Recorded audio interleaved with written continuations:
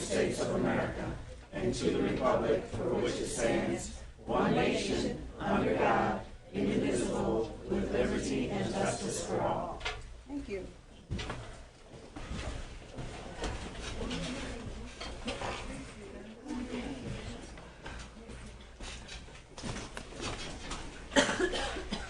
All right, first thing on the agenda is board recognition.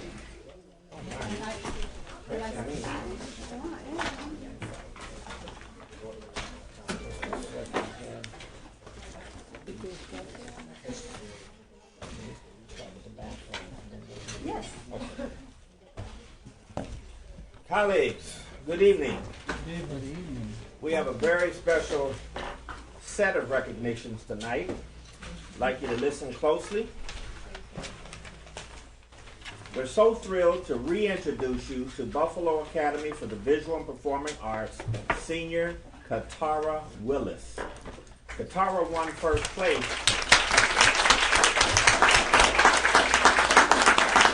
Katara, come on up, and I'm going to continue with our recognition, and then I'll ask you to say a few words. Katara won first place, as you know, in last February's August Wilson Regional Monologue Competition at Buffalo State, performing Wilson's King Hedley, Act 2, Scene 2. On May 5th, Katara went on to the national semifinals in New York City, and she placed. And then on May 6th, Katara competed in the finals, the national finals, and she took second place.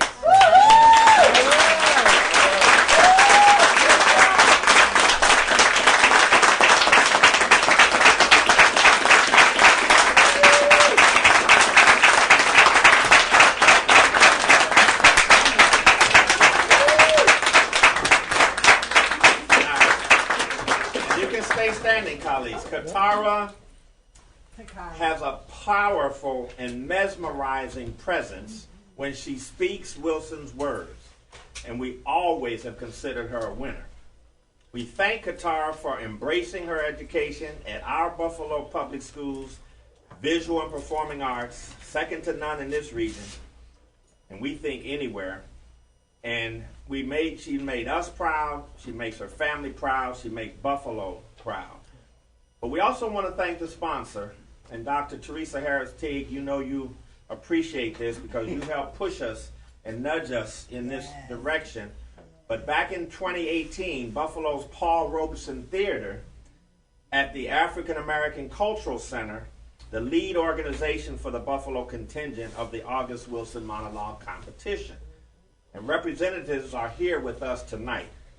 So a very special thank you to the Robeson Theater leadership for making the national August Wilson Monologue.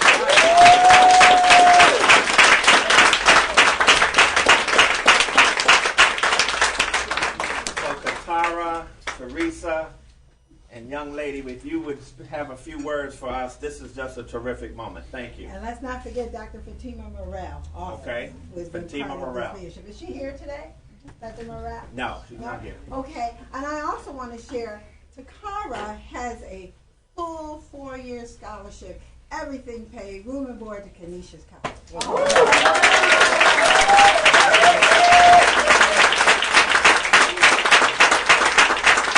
I don't have much to say. It's been wonderful working with her. There was a runner-up from Buffalo Sim, Nora Collins. She was wonderful as well. To all my Buffalo Sim friends and family, she was wonderful. But this was our winner, second in the country. And I mean, she put it out there. She was great. Tara, talk to us. Talk to us. And then we're going to let the sponsor say something last. I was really thankful for and grateful for that experience of going to New York City, and I think every kid should experience it. And any kid who doesn't participate in the August Wilson Monologue Competition, they're silly because they're missing out on a wonderful weekend. And that weekend was truly something special, and I will never forget it. I got introduced to so many celebrities. It was so amazing. Like everywhere I turned, it was like somebody new, and it was so fun. Beautiful. We're proud of you. Very proud. I personally like to thank Dr. Cryer Cash, committee. It has been a wonderful opportunity. I mean, this is our second year. We're moving strong, looking forward to next year. We all know it takes a village, so everyone's involved. Also like to thank Lorna Hill and Ujima Theater. So it took a village and we produced. Yes, So you did. looking forward to next year. All right, thank you.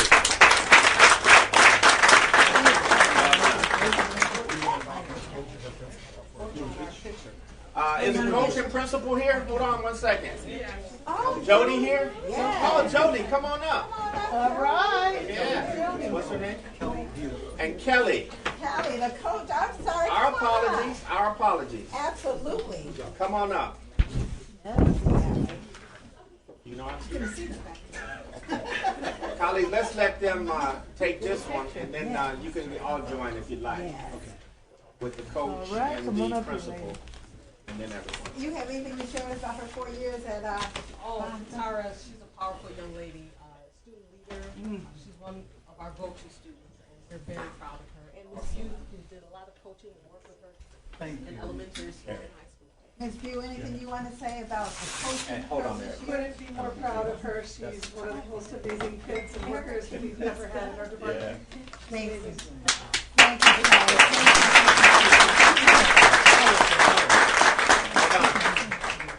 All right. Can you get on? You know what? Yeah. Kelly. The one you're talking about. Thank you. I want a picture. Yeah, the rest of the board. Oh, okay. All right, board members, if you join. We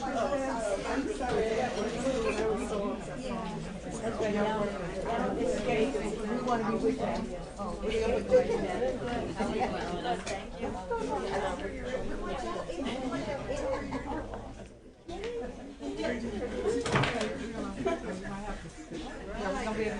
You have to squeeze in just a little bit. There we go. All right, give me your shoulder there. Yeah, everybody throw a shoulder at me. Power students. That's great. Taking us to Broadway. Yes. All right, Buffalo Thank schools you. are on the move. Buffalo schools are strong. Thank you. Thank you. All the work. Jody, thank you for all the work you do.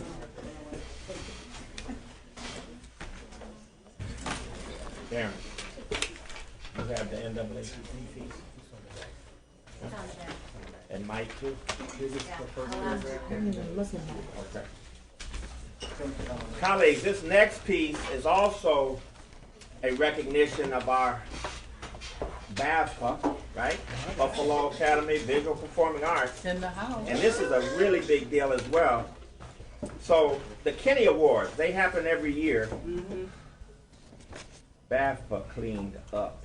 Okay? They cleaned up. This is a regional competition among high schools for their plays that they give in the springtime. And they are up for awards based on their play. Emmys. So, yeah, it's like the Emmys for high school. The Tonys for high school. I'm sorry, Darren. Thank you. And Les Miserables is the play. All that play. Is the play that Buffalo Performing Arts students rehearsed and performed. And here's the recognitions that they received. They won first place for Les Miserables. They won for that. Wow. Out of all of the regions.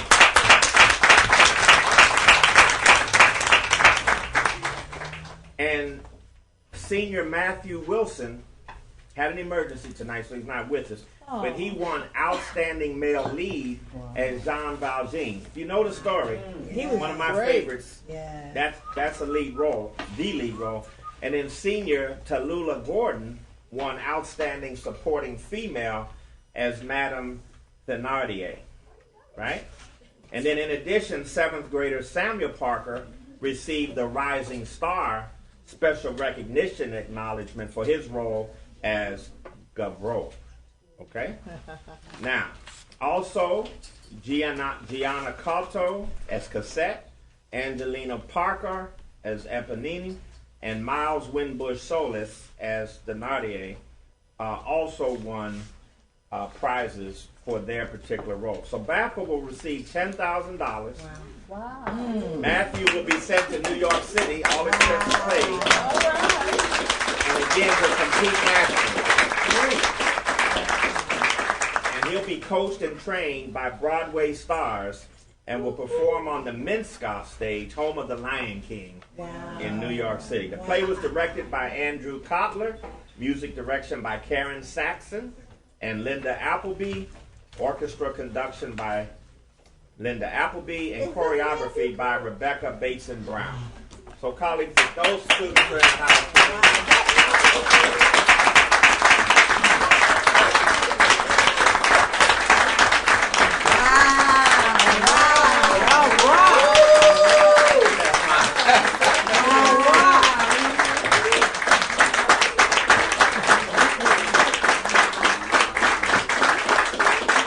Jody, we're going to let you do the honors this time. Jody, what do you think? Talk about your talented youngsters and your staff. So this is just a small representation of the cast. It was a huge cast. Wow. They were selected because of their musical talent, their acting abilities, and their abilities to stay committed to their characters. And so they've done a fine job. It was a huge production.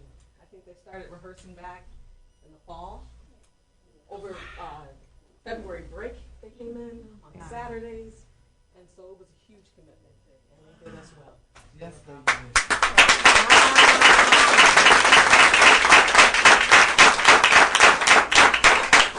So Helena, get one of just them and then the board. Will you say who you are? Well, I mean, I know, but you should say it. I'm Tallulah Gordon. What character Tallulah. were you? Female supporting lead. Yeah. I'm Gianna Cotto. I was Cosette. Yeah. I was Angelina Parker, and I'm Ebony. I'm Samuel Parker, and I was Gavroche. You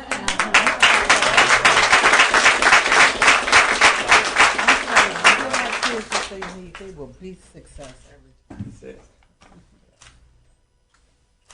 Okay, let's have a picture with her. Is the teacher? I'm not, I wasn't the teacher Okay. for this particular, but I'm with the Just theater representing our department. theater department again. Come on up. Samuel Parker. I love that. He's the rising star.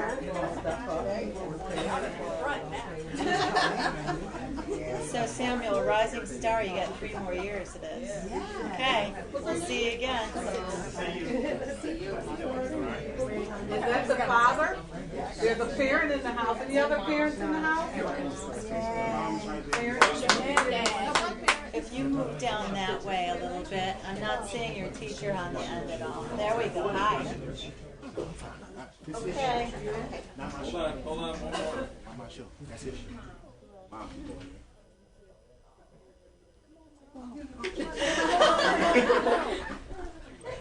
Over to that side. Perfect. You knew right where to go. Move that chair. Is that in the way?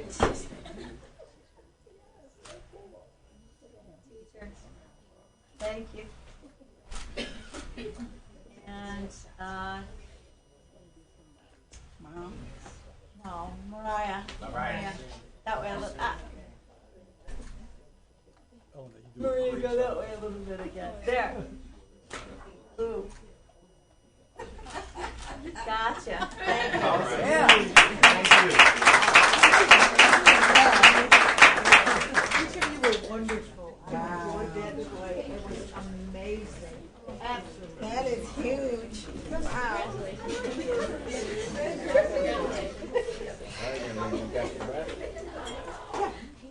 Yes, Buffalo School Singers. That was a really good play. Representative here. So I just announced. Right, you just make a recognition about the American People's Award, Dr. Okay. Can I make asking the prize Yeah. at the table?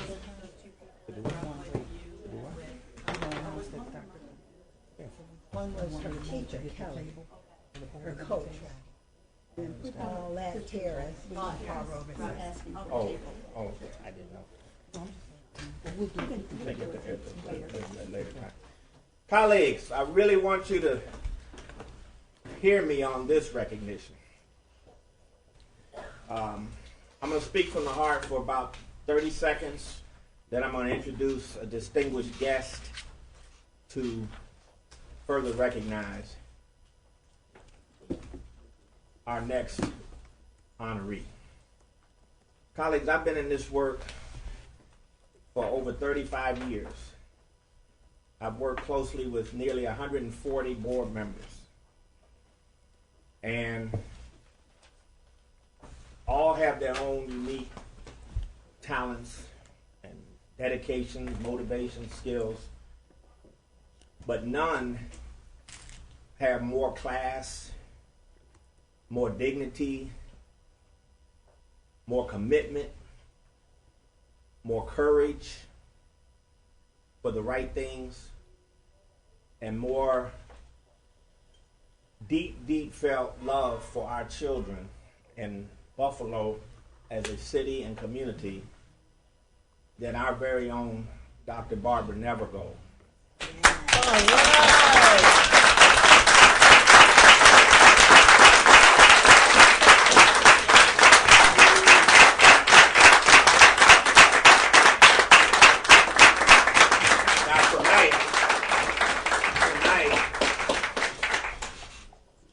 She has done an outstanding job as a leader, too. It's not easy to be a board chair, colleague, because a board chair actually has to step back and let other board members, let the board as a whole, voices rise, voices be heard.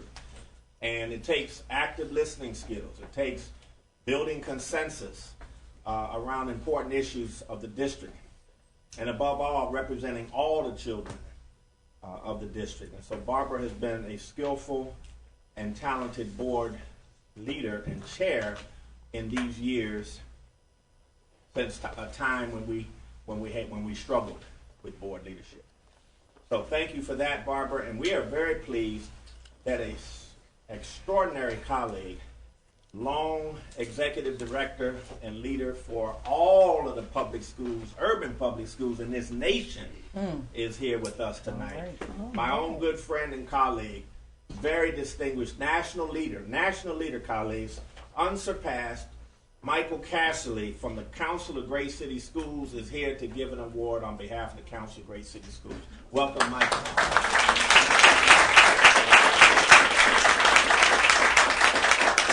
First of all, good evening, everyone, and let me add my congratulations to the kids and the teachers of the Buffalo Public Schools for the extraordinary accomplishments that were recognized here this evening. Buffalo has got fantastic students and such great talent in this city. It's just great to see it recognized on a national level. And we wanted to add one other recognition to that this evening. I'm going to be brief because I know you've got a full agenda and you've got a room full of people. But we wanted to spend at least a minute recognizing the chair of the board here at the Buffalo Public Schools, Barbara Nevergold. Now, I think probably everybody thinks that all of the work that Barbara does with her family, with her church, with her community, and leading the Buffalo Board of Education would keep anybody busy in their lives. But Barbara has one other role that she plays, and it is a role that she has played for a number of years, and that is as member of the Executive Committee of the Council of the Great City Schools. Now, I think all of the board members know, but for those in the audience who may not be familiar, the Council of the Great City Schools is a coalition of 75 of the nation's largest big city school systems across the country. It has an executive committee of 24 people, equally divided between school board members and superintendents. They don't meet as often as you as a board meet here in Buffalo, but they do meet on a quarterly basis, but each one of their meetings is 2 days long. So you may think that these meetings feel like 2 days, but we actually do meet for 2 days. And in that realm of responsibility.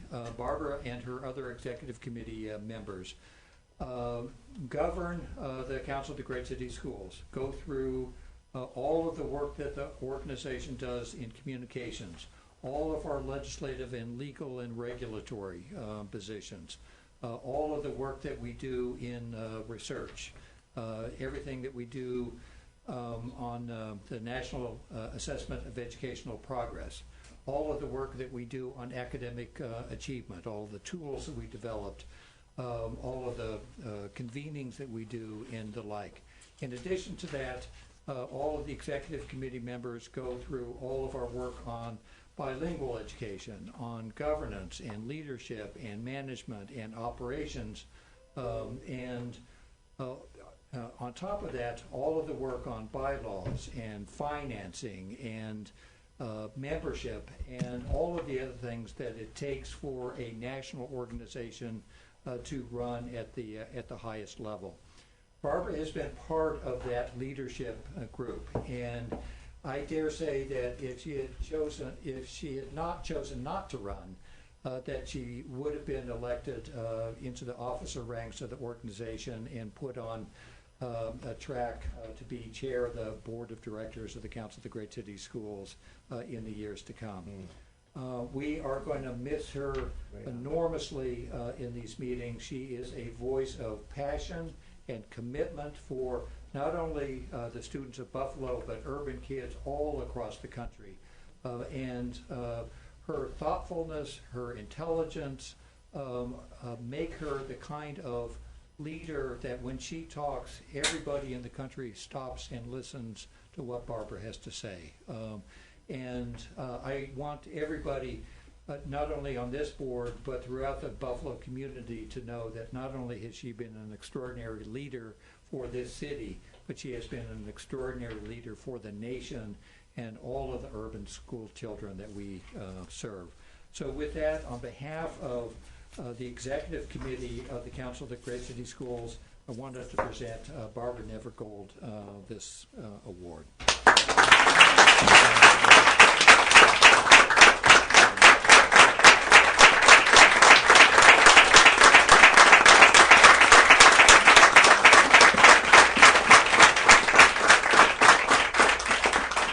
Council of the Great City Schools presents this special recognition award presented to Barbara Nevergold, member of the Executive Committee of the Council of the Great City Schools and Board of Education of the Buffalo Public Schools, by the Council of the Great City Schools for outstanding leadership and service to the Council of the Great City Schools and the millions of urban school children it serves. This day, May 2019.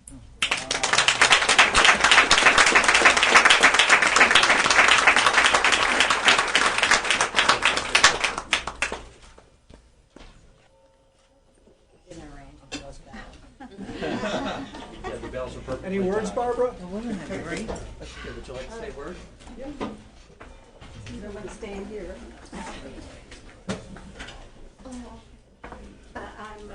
If I say too much, I'll probably get very emotional. I want to thank the superintendent and certainly Michael for their kind words. It's really great to be able to smell your flowers. Well, you can, get your flowers and be able to smell them while you can. And, I certainly appreciate everything that's been said. What I've done has been a passion and a love. I've gotten much more, believe me, much more from what I've done than I've given, I think. And to be among the members of the Council of Great City Schools, I have such respect for that organization. It has been an honor and a privilege to serve on both the Buffalo Board of Education as well as the Council of Great City Schools. And particularly, if you don't know that what Michael and the other superintendents and board members have done in terms of this organization is really, we know that there are threats to public education every single day, coming from privatization, coming from policy being made at the highest level, coming from fiscal constraints. And this organization is out there advocating for our children every single day and making sure that our voices are heard, particularly for the urban districts, which are ones that are most at risk in the threats that we face. But they also, as he said, they also are providing from the data that they collect from all of us, best practices and programs, innovation that we can get to make our schools even better. So being a part of this organization has been not only a privilege for me, as I said, an honor, but also to be able to represent this district and to know that what we're getting back from the council has been instrumental in helping us to persevere and helping us to grow and helping us to, again, protect our students and our schools from the threats that we face. Dr. Cash, thank you again also so much for the words that you had to say. We've got another month. We have another month and we have a meeting, so I guess I'll Also, Mike didn't tell you, it was very funny because I had not spoken to Dr. Larry Feldman, who's the chair of the executive committee of the council, to say that I wasn't running again. And so there were members at the last meeting that I attended who also were concluding their service with the executive board, and they were getting their plaques. And so, and their photos. And so what I did was I kind of honed in and got somebody's plaque, and I just covered it up so I could get my picture taken. But now I have my own.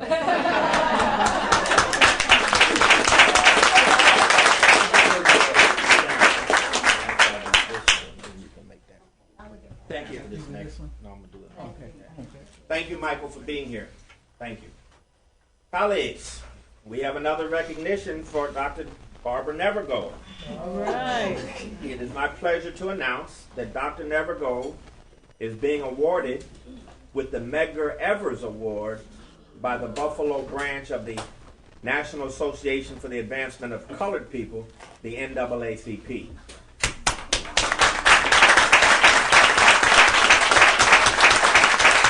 The 53rd annual Medgar Evers Awards dinner will take place on Saturday, June 8th, 2019 at 6 p.m. at the Buffalo Niagara Convention Center, 153 Franklin Street, Buffalo, New York. The keynote speaker will be the Honorable Crystal D. Peoples-Stokes, Majority Leader, New York State Assembly. So I would encourage us to attend. Ms. Cotman? Well, on that point, Dr. Cash, what I would like to do is ask the board to support our president and purchase a table, and board members to attend. We traditionally purchase tables for this event. So I'd like to make a motion that we that the board purchase a table of 10 for this event with the NAACP in honor of their 53rd annual Medgar Evers Award dinner on Saturday, June 8th. May I have a second? Second. I guess I have to say all in favor. Aye. Thank you. Good job. Again, congratulations, Barbara. Okay.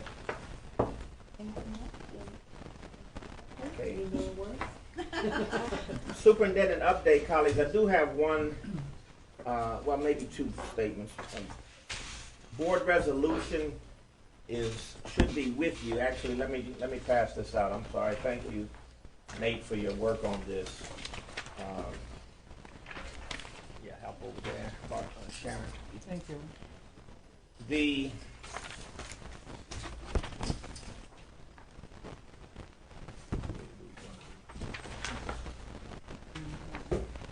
colleagues, we've come into partnership with an exciting partner on the issue of books for our students, particularly in the ages of 11 to 18, where we often need more creative books that address that age group's needs.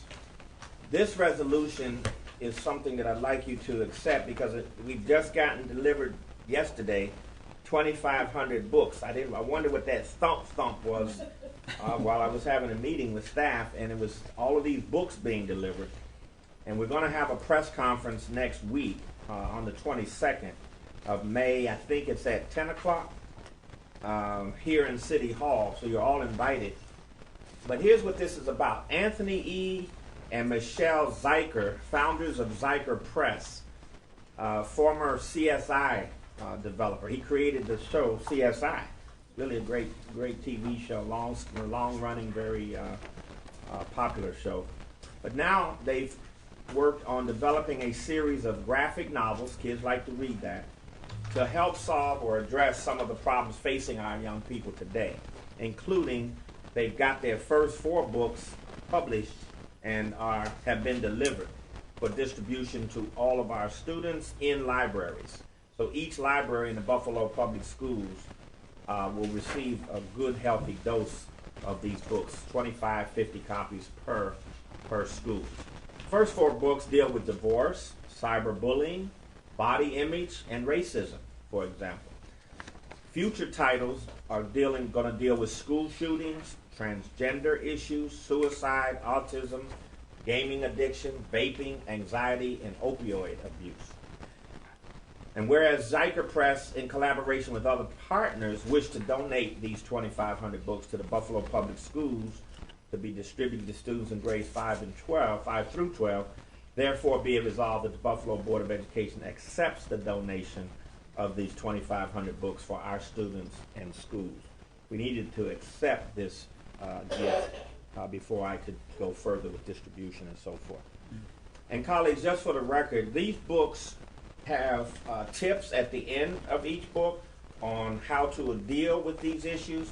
They have a professional counselor or therapist or law enforcement officer, whatever the topic is, they have a seasoned professional weighing in with how to address some of these issues for our parents and for our readers and our students. So it's a very thoughtful approach to these books. I look forward to you reviewing these with us and sharing with your students at home. So colleagues, that's the resolution, and President Nevergo. To accept the resolution. Ms. Dalton Cotman, seconded. Dr. Harris Tig. Any discussion, question? I have, we moved to, it's been moved and seconded. All in favor? Aye. All right. Colleagues, the only other item under my report is just to bring to your attention that we do have the budget this afternoon and this evening, and it is if not the most critical item here, certainly almost the most, I would say, of all of the whole year. It's been very thoughtful. I have followed up on your recommendations from last week, as I had committed to, and would appreciate on behalf of all the children of the Buffalo Public Schools your thoughtful consideration of that item tonight. So that presents my update. Thank you, Mr. Superintendent.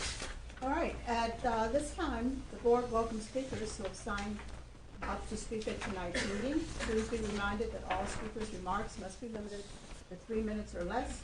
We ask that speakers be mindful that this is a business meeting open to the public and televised locally. Attendees and viewers include persons from throughout Western New York, including children. This board asks that speakers conduct themselves professionally and that their comments remain civil and courteous, bearing in mind that we will be heard by people of all ages. This is an opportunity for Buffalo's residents to address the Buffalo Board of Education about issues that serve the public interest and district mission. And the board asks that speakers demonstrate appropriate decorum. Our first speaker is Alina Zimmerman. Ms. Zimmerman here.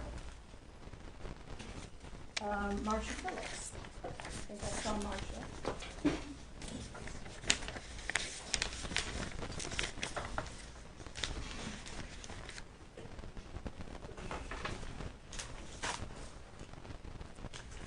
Hello, everybody. It's really nice to be here, to see the old faces and the new faces, and real proud of the kids, and really proud of what we're doing in our schools. And so, where have I been? I retired, and for the last 3 years, I have taken on kind of a different role. I'm in the schools. I have been subbing all over, and I really want to tell you that I'm here tonight because you're walking into schools in the city, and the ones that I frequent are the ones where there's a wonderful culture. And the wonderful cultures usually, I will tell you, no, they are led by leaders that are principals that are accepting, they're innovative, they love the children. And so for the last 4 months, and I wasn't going to do this, but I ran into a situation where school 18, one of the teachers was hurt, and the class was amazing. And if you know 18, it comes with a lot of issues. There's a high population of refugees, and so there are obstacles, but there aren't. The children are so amazing. They are led by Mrs. Patel, who is, where is Mrs. Patel? She's inside, she's in the halls, she's in the classrooms, she's outside in the buses. And I had some real issues with some of the children that I was concerned about. And so I went to Mrs. Patel, and she was right on it. Title, principal. Pardon? Would you just use her title? Pardon? Would you just use her title? Oh, I'm sorry. Okay. Sorry, school 18 principal. And so she was so on top of getting the help. That there were 3 or 4 children that I thought had just language barriers, but they had more than just that. So the principal was right there with me, helping me through things, getting me connected to the social worker. The social worker got the parents in, and it was not an easy thing to do, to get the parents in. How much time do I have? 15 seconds? Oh, another minute? Okay. So how, one of the things I'm concerned about is how can you help these schools with high refugee populations, because they're just simply amazing. Parents are amazing. They need the social workers. They need a connection. They can't be without them. And please, you hire TAs. We have some amazing TAs in that building, teacher assistants that are from Burma, that are from Africa, and that are. I let you go on a little bit because I interrupted you. Oh, that's fine. And thank you. And thank you for all you've done, and for everyone. And I have not gone away. I'll be back. Okay? Lillian Wright. Ms. Wright here? Oh.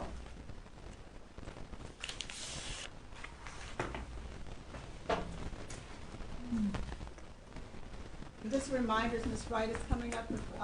If there is someone that you want to mention in your presentation, please do not use their name, use their title.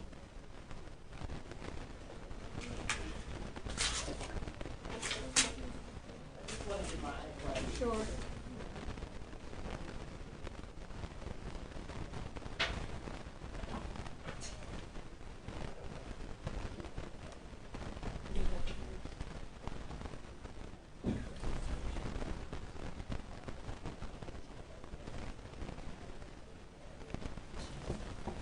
Good evening. Good evening. My name is Lillian Wright, and I would like to address the board today with regard to the testing at the Olmsted School. I apologize for reading from the paper, but I want to ensure that all of my points are made. So, with regard to the testing policy that's currently in place at the Olmsted schools, in 2017 and in 2018, my grandchild applied and was tested for entrance into the 1st and 2nd grades at Olmsted School number 64. In both instances, she received letters of non-acceptance. The letters, however, do not provide tangible evidence with regard to her test results. Specifically, they don't provide the test scores, nor do they identify areas of deficiency. I met with the assistant superintendent and the director of student placement on this past Monday, and I thank them for meeting with me. We discussed her grades, and they explained to me the Steinheim method, which I was not familiar with, that's used to scale the test scores. Unfortunately, I'm still not in agreement with the fact that the children are administered what I believe is subjective testing, and they're provided no tangible evidence of deficiency. In my opinion, tangible tests should be administered with tangible results, and they should accompany the letters when the children, when they're sent to the parents or the guardians. So although the requests for explanation may be numerous, because you may get numerous questions from numerous parents, I believe that it's the parents' right and the board's duty to be responsive to each and every one of the parents. So finally, I feel that there should be a process in place that allows the parents and or guardians to appeal the decisions. And I understand that subjective testing has historically been the Olmsted way, but I think it's time for a change. And my overall hope is that the board will consider testing methods that allow for clear quantification of the test results. So I'm requesting a response with regard to change or suggested change in the future. I do have a copy if you'd like me to leave it with you. Okay? And thank you for giving me the time. Thank you, Ms. Wright. Okay, thank you. Mr. Charles Burgeon.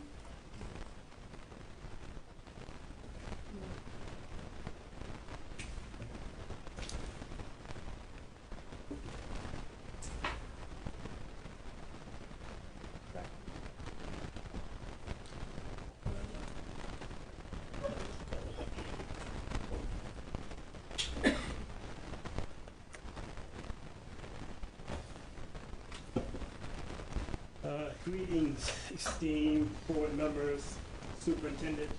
I have a flyer for each one of you and the superintendent also.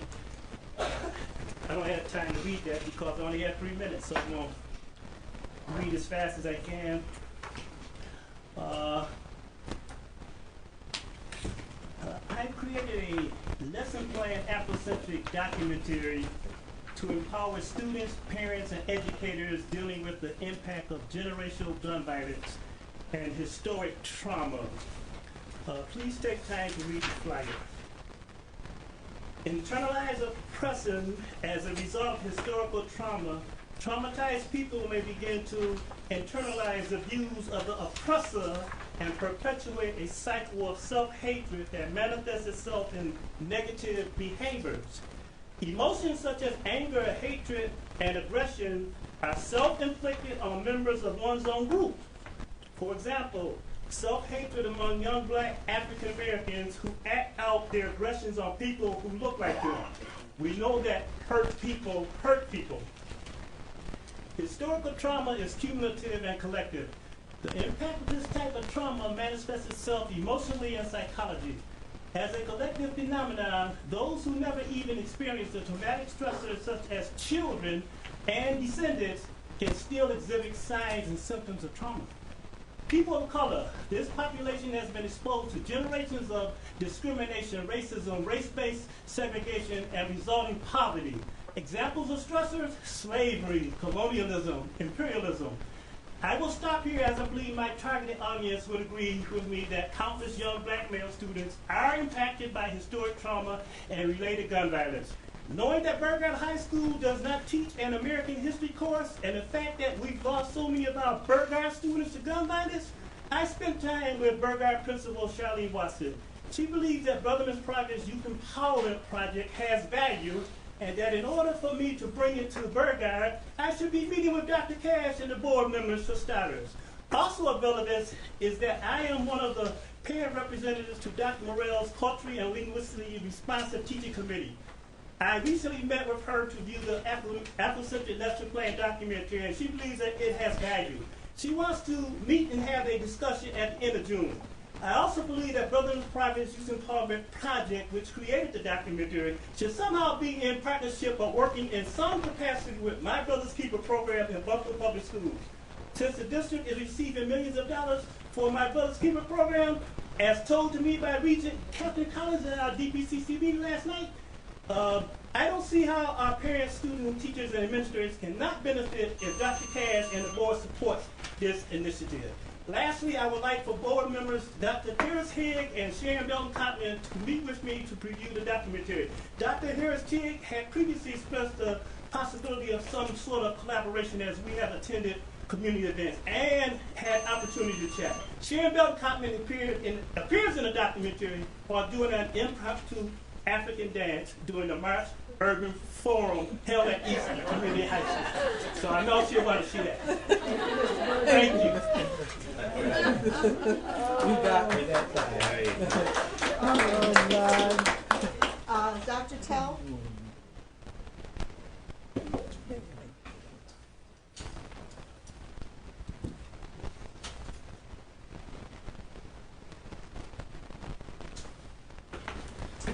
Good evening.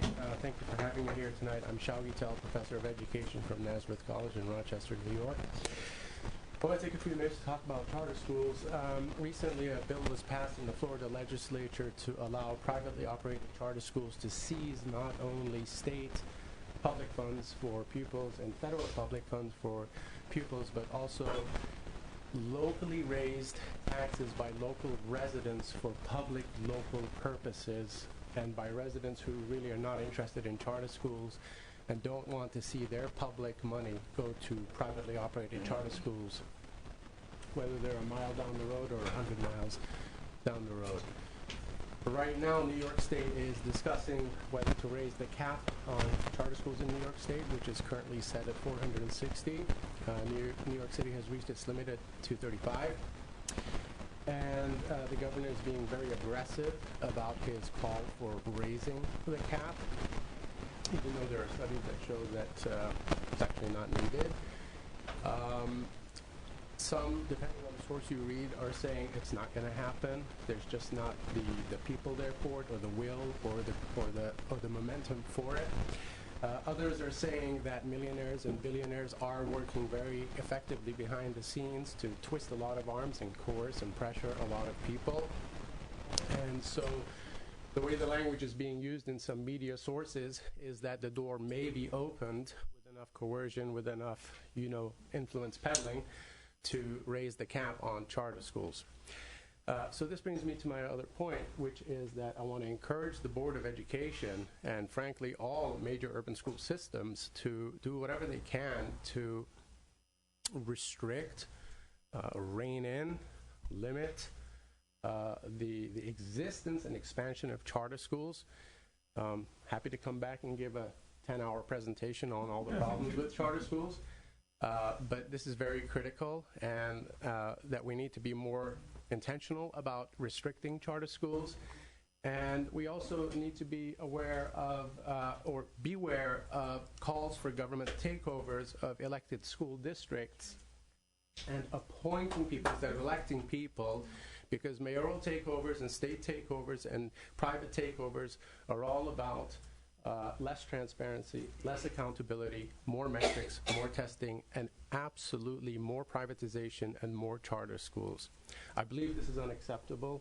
The track record of charter schools is very poor, and I think given the country's climate right now, it's important to strike while the iron is hot, because everything is being exposed more and more about charter schools, and the social consciousness about charter schools is growing. Thank you. Thank you. Jessica Gilbert.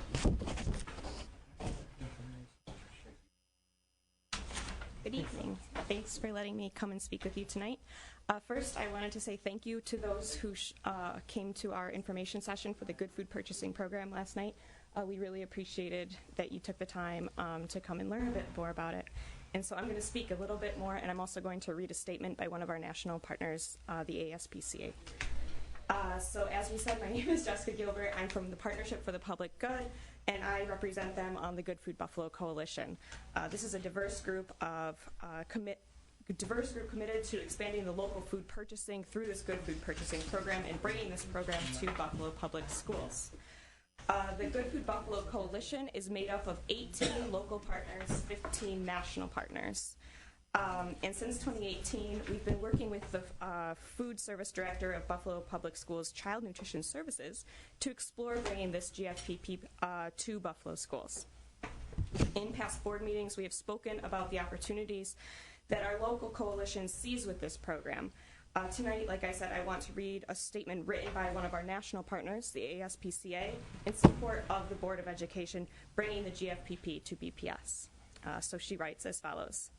Dear Buffalo Board of Education members and superintendent, the American Society for the Prevention of Cruelty to Animals, or ASPCA, is happy to submit brief comments in support of the Good Food Purchasing Program in Buffalo on behalf of our over 1,200 local supporters. The ASPCA has been proud to support the GFPP since we first learned of the program in 2014. The Good Food Purchasing Program is a central vehicle for our work under our Shop with Your Heart program, which aims to meaningfully improve the lives of animals raised for food by driving consumers, producers, businesses, and institutions in tandem toward higher welfare meat, egg, and dairy options, whether those be plant-based or animal welfare certified. The GFPP framework mirrors the ASPCA's own approach to food systems change in its focus on policies that are broadly supported across varying sectors and demographics. Its focus on engaging institutions as super consumers capable of leading market change, and its prioritizing of transparency across our food system. The letter goes on, but I'm running out of time. So I wanted to conclude by saying that we are in the process of drafting a resolution in support of the BPS Child Nutrition Services taking the next step to determine feasibility of this program at BPS by conducting a baseline assessment and identifying additional district staff who can work with our coalition to bring this program to BPS. We hope that you will vote in favor of the resolution at your June meeting, and invite you to reach out to our coalition lead, Rebecca Williams, or myself if you have questions or would like clarification or more information. So thank you very much. I appreciate your time.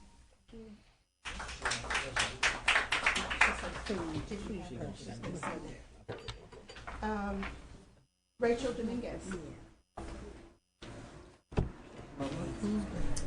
Good evening. My name is Rachel Dominguez, and I am the mother of a now 5th grader in the Buffalo Public Schools. I came here tonight to clear a few things up. Over the past several months, one outgoing at-large board member has made comments on social media about my alliances. Given that I do not have a newspaper column to share my perspective, I thought it best for me to utilize this comment period to respond. I think this is particularly important to do because we sit at an intersection in a pivotal moment in what public education is and can be in Buffalo. The political factions in Buffalo's public education system have been deeply divided for a long time. People have pitted teachers against the district, parents and caregivers against teachers, board members against each other, and on and on and on. Within this fractured landscape, it has become easy and popular to attribute people's motives to a particular camp. I assume this is how I came to be called a quote-unquote shill for the unions on social media by an outgoing board member. I assume further that this is how he came to the conclusion that I am quote-unquote a nice-it goon.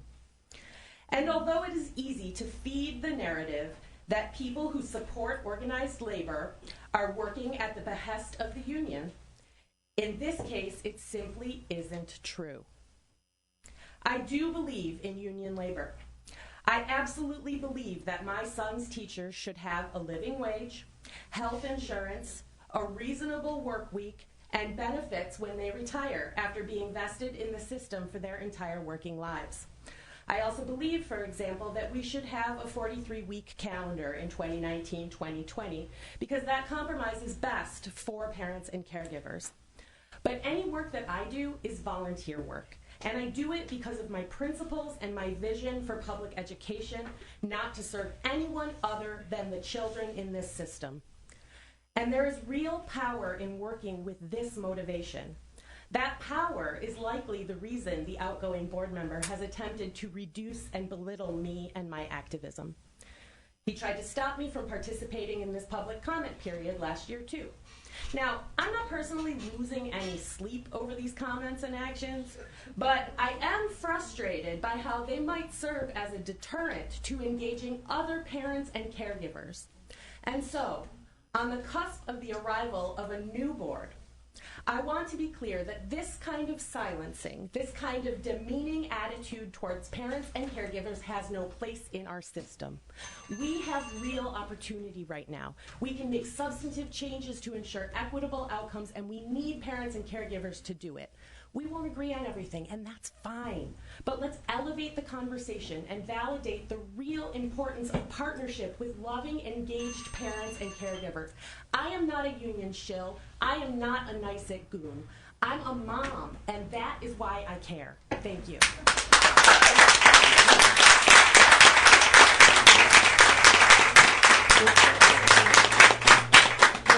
Roberta Cates. Take that. Good evening. Good evening. Good evening. My name is Roberta Cates, and I'm a guardian of a student in the Buffalo Public Schools and co-chair of BPTO. Tonight, you may hear speakers talking about grief and trauma. I'm here to also discuss this issue. April was a rough month for me as I dealt with 3 deaths. I was not able to grieve one when another happened and then another. The month was difficult for me as I felt I was suffering through the trauma alone. And I'm a grandmother. I'm an adult. Hope Isom is a member of the BPTO, and as a member, she was able to provide essential information regarding trauma and its effects on our youth at one of our meetings.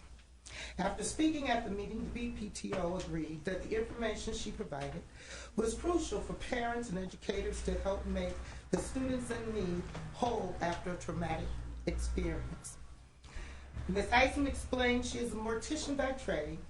She has experienced an overwhelming amount of youth dying and placed in caskets, youth trauma in and out of school, and the Board of Education policies does not support youth who have experienced an emergency death-related events across the nation.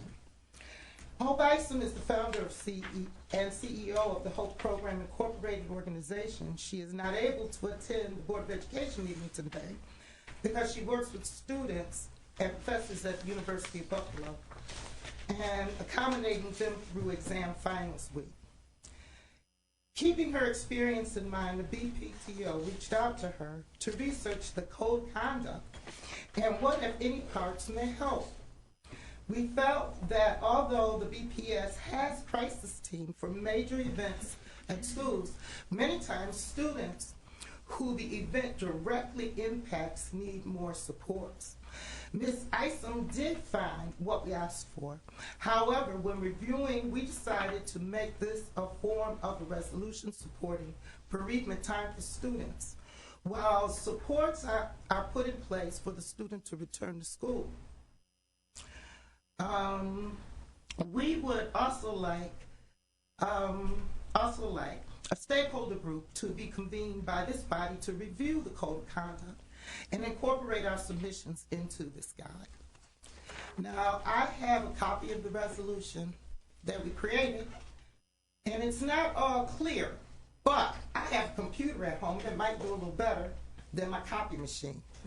And so what I'd like to do is present these, and I will email all of the board members a copy and the new board members if you're interested.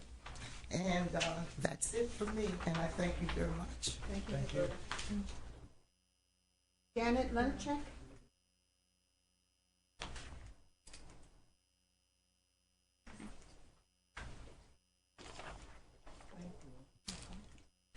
Hello, my name is Janet Lenachek. I represent one of the many local organizations who participate in the Good Food Buffalo Coalition. I happen to be with the Sierra Club. This grassroots coalition has been meeting over the past year to explore how the Buffalo Public Schools can be a trailblazer for institutions throughout the region by implementing a values-based food procurement program that's called the Good Food Purchasing Program. This program has already been fully implemented in 6 United States cities to date. On a national level, this translates into about $525 million tax dollars annually that is used to support food production that's better for student health and learning. It's also better for local farms and businesses, the workers of those farms and businesses, the farm animals, as well as the environment. Currently, New York City Public Schools is in the process of conducting their own baseline assessment before they begin the implementation of the Good Food Purchasing Program. Recent follow-up studies are now showing evidence that the school districts who have fully implemented this program are not only increasing the nutritional value of their menu selections, but they can also save money because there is less meat and poultry being consumed and more plant-based foods. As any food shopper knows, the more meat and poultry you buy, the higher your food bill will be. The coalition is in the process of drafting a resolution in support of the Buffalo Public Schools Child Nutrition Services Department so they can conduct a baseline assessment of current food procurement practices and identify additional district staff who can work with our coalition to help implement this program. At a candidates forum on April 30th, all 16 candidates for the Buffalo School Board expressed their support for this program. And since then, we've had 2 school board members step up to say they will be champions for this program. We are asking the Buffalo Board of Education to vote in favor of the resolution that is currently being developed and will be presented at our your June meeting. Please reach out to our coalition leader, Rebecca Williams, with any questions that might arise before your June meeting. Thank you. Thank you. Kim Hernandez.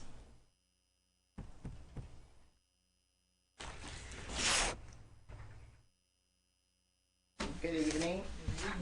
My name is Kim Hernandez, and I just have a quick statement about suspensions.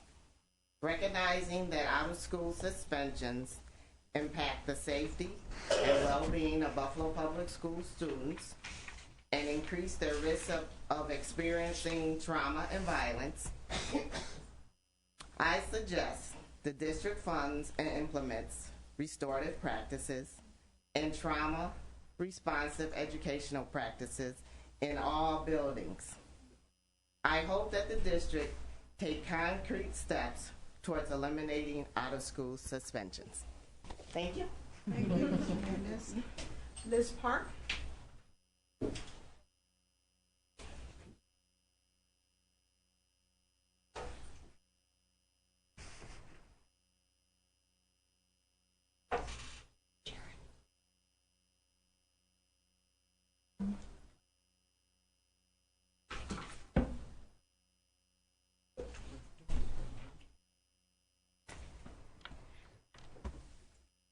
Hi, my name is Liz Park. I am a resident of the city. My children are now grown and out of the home, but my church is also in the city, and each month our social justice team works with another issue. And this month the issue was literacy. And as the church is a member of Voice Buffalo, working with the Buffalo Immigrant Leadership Team, we, on Sunday, wrote 38 postcards to Dr. Cash. I don't know if you've received them yet. They were mailed Monday morning, but if not... Received them and read them. Thank you very much. What I wanted to do tonight, so what they were about is we have 6,000 English language learners, of course you know this, in the city, and helping them learn English is hard when there are not bilingual support for them in the schools. So what I have is the text of one of the postcards that I just want to read out loud to the whole board. And if Dr. Cash would like to share those postcards, our church feels strongly. This letter was written by Jacqueline O'Mara. Dear Dr. Cash, as an educator who did my student teaching in the Buffalo Public School District, I have direct experience working with English language learners. My ELL students were very motivated, but faced enormous challenges when it came to understanding what was going on in the classroom. As their teacher, I worked with them as much as I could, including rewriting many of my handouts and assignments to make it easier for them, and spending quality one-on-one time with each student to assist their learning. I could have spent all of my time with my ELL kids, which of course was not possible given the needs of my other students and the many other demands of teaching. Please consider doing everything you can to help these learners so that they can be as successful as possible and so we can remove some of the burden from our already overtaxed teachers. Thank you very much. Ms. Park. Jessica Bauer Walker.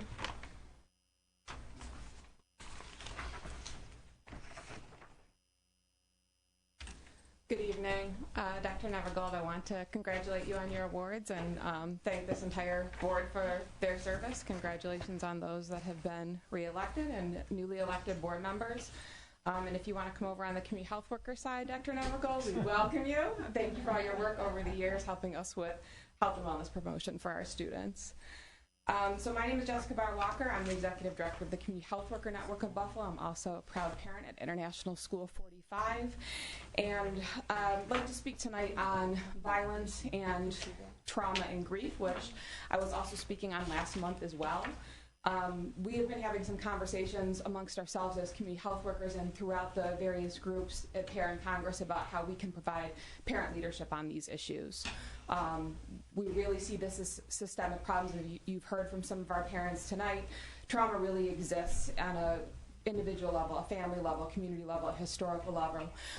And we also believe that it can be healed and that there's ways that we can work together as a district and as parent groups to really support our children being healthy and whole and work within our schools, work with the district, and also create supports that are in community too.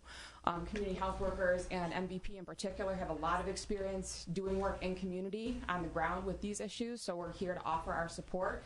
And we just had a meeting amongst Parent Congress with all 5 of our parent groups represented, and you've heard several voices tonight where we're working on developing a recommendation that we can put forth to the board and a willingness to really come together with you to systemically address this issue. So some of the work that we're doing right now is really working on framing a request to the district to develop a policy that will guide the response to student trauma and death, and looking towards a recommendation that the district build on existing policies to create a robust response that is both responsive to families and integrates cultural and community differences and needs. And we really, again, would like to do this in a way that's co-producing a response with families, with community, with students, with teachers and staff, because we know that this is affecting everybody. We can't be working separately. We really have to do it all together. We do have a lot of assets that are already in place around this, and we can work together to address the root causes of violence.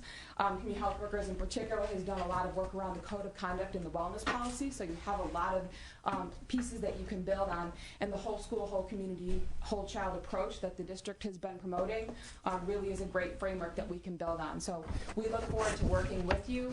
You'll be hearing more from parent leadership on what we are able to do, what some of the needs that we see out in our families and communities are, as well as the assets and the community connections that we can have so that we can really have a robust coordinated response where we're looking at policy, best practices, and programs that we can put forward collectively where there's shared understanding and collective action to address violence, trauma, and grief. Thank you. Thank you. Dr. Cash? Colleagues, these are quite an array of issues. Just very quick, thank you, Marcia, for subbing all over the district and continuing to be a positive light in our young people's experience. Lillian Wright, I thought you were articulate, clear about the recommendations that you were making about the testing policy for Olmsted School. We will take those thoughtful recommendations under consideration. Our team has already begun to talk about that, and we look forward to working with you on that. Mr. Burgeon, Charles Burgeon, We commend your continued efforts to raise critical awareness about violence and trauma and grief in our community. Certainly the gun violence issue and the scholars that you identify in your piece here, Jawanza Kunzufu, Tyrone Howard, Tom Burrell. I'm familiar with their scholarship, and so we thank you for that. I think the board would be interested in seeing the documentary. Perhaps Dr. King, you would preview it first, so that if Ms. Copman is not, embarrassing herself, we can. You let us know if the rest of us should see it. But that sounds like progressive work. So we thank you for that. Certainly, we call it something a little different. That was what we called it when I was growing up, Afrocentricity. But now it's basically this work that Dr. Fatima Morel and our My Brother's Keepers work, and Annabelle Solar and so many others are really working hard, along with our many, many partners on this. So we're glad you're partnering with us in this for helping our fragile young people. Mr. Tell, or Professor Tell, we'd be interested to see your research, particularly if it's well researched and documented. Certainly all the board members would be interested in at least reviewing that. The two speakers, Jessica Gilbert and Janet Lenacek, that spoke about the GFPP program, the Good Food Purchasing Program. I believe Bridget, what's Bridget's last name? O'Brien. Bridget O'Brien is supportive of this program. Bridget's supportive of it. Certainly, I'm supportive of it. My wife and I shop for very healthy food, but what we've noticed in Buffalo in particular, if you shop, well, I'm not supposed to say the title, right? Okay.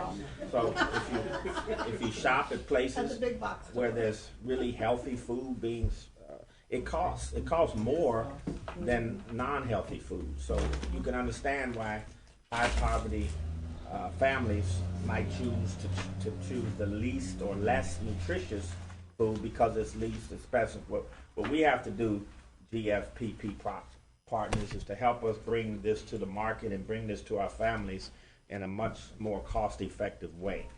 So we'll look forward to working with you on that.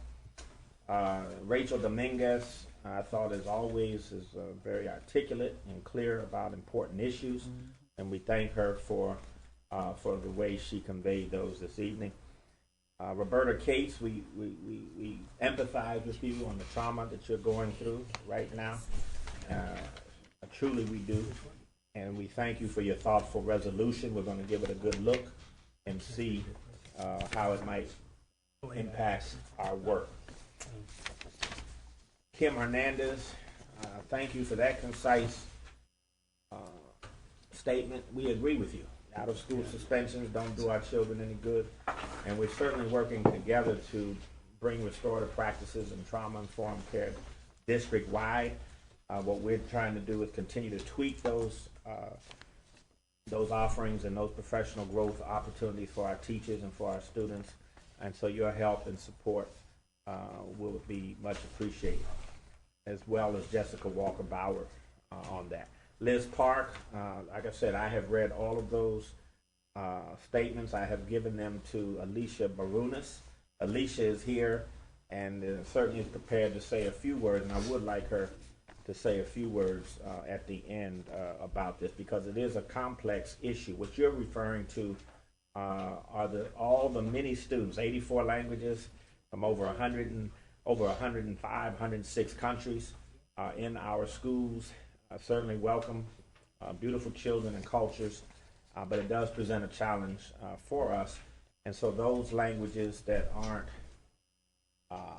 sort of mandated support, we have to find support for. So we're trying to work with credentialing agencies to help us with that. We do hire aides and assistants whenever we can in various languages like Burmese and Somali and Karen and other languages. So we're making that effort, but we appreciate you bringing that to our awareness. And certainly Alicia Barunas is here, and I'd like you to talk with her as we go to a break here in a moment.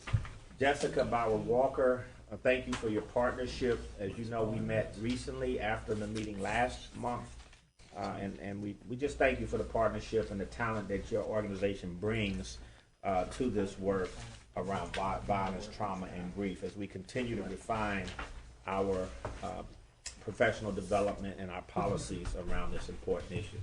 So thank you to all the speakers. We appreciate your contributions.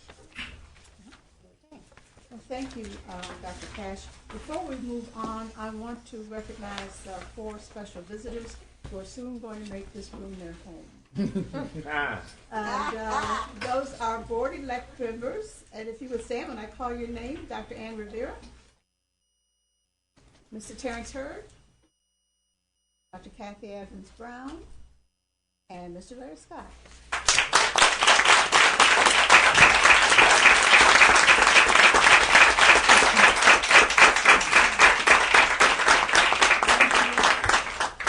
We'll see you in a month and a half.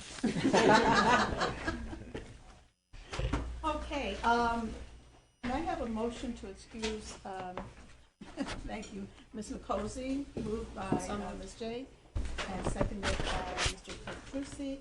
All in favor? Aye. Thank you. May I have a motion to accept the minutes from April 26th special board meeting and April 17th board meeting? Moved by Dr. Harris-Tiggs, seconded by Mr. Petrucci. All in favor? Aye. Thank you. Opposed? None? Hearing none? Accepted.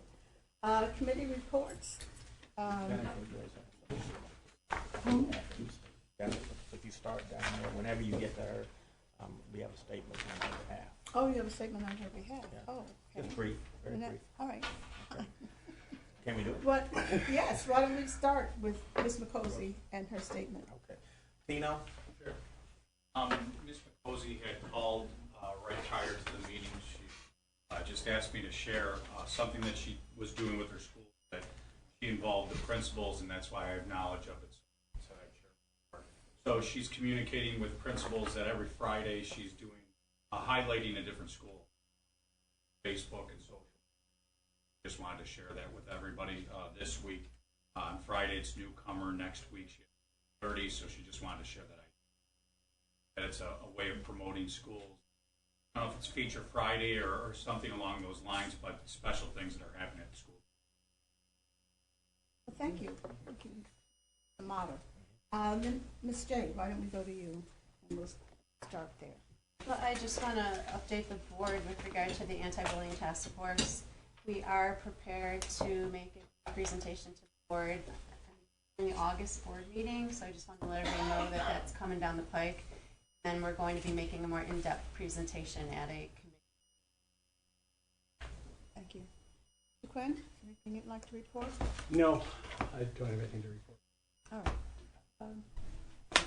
Ms. Pierce? No report. Okay. Ms. Simon? Ms. Belton Collins? Well, far be it from me not to have nothing to report. April the 20th, I met and I went to a book signing. Took my grandson that Regent Dr. Catherine Collins had about bullying. She has written a book about that. I also worked to get approximately 100 copies to be distributed throughout our district through the BTF assistance, so that our children can have. And the book is written about one of our schools, Arthur O. Eve School of Excellence. So kudos to Regent Dr. Catherine Collins for putting our schools on the map as far as writing a book about them. April the 22nd, I attended a Burgard team meeting with Alfred State and Empire State in regards to advanced manufacturing. On the 23rd, I was invited by Chris Latham to a Scared Straight event, which had a national speaker. His name was Mike DeLeon, and the topic he discussed was the chemicals associated with vaping. And that's something that, we'll be looking into a little bit more. Chemicals, I'm sorry? The chemicals associated with the vaping trend that our some of our young people are doing. Yep. Fortunately, it's very interesting, and we'll be talking more about that. On the 25th, I went to a fundraiser, as well as on the 27th, I went to a fundraiser Lou Petrucci's fundraiser on the 25th, Kathy Brown's on the 27th. On the 30th, I attended a mental health meeting at Burgard, and by my presence being there, the event was originally supposed to be one day, the 10th, and we ended up doing a week-long celebration dealing with mental health as well as physical health. Each day there was something for the children to do. A big event happened on Friday, and there were all sorts of games and all sorts of things, a lot of great speakers. We are trying to let our children know that it is okay if they're not feeling right mentally to seek help. And it was well received. On the, May the 2nd, I attended the Hamlin Park Taxpayers Association. I always represent the district at least once a month at that event. On the 3rd, May 3rd, I attended the Buffalo Science Charter. I met with Superintendent Joseph Palat. We went over some of the things that they're doing in their STEM program. Also having a conversation with them, Larry, you might be interested in this, about talking about bringing the schools together, Buffalo Public Schools as well as the charter schools, forming some sort of coalition so that we can work. All of these are our children, and we want to do things a little bit better for them. And the basis is there for us to move forward with that and moving forward.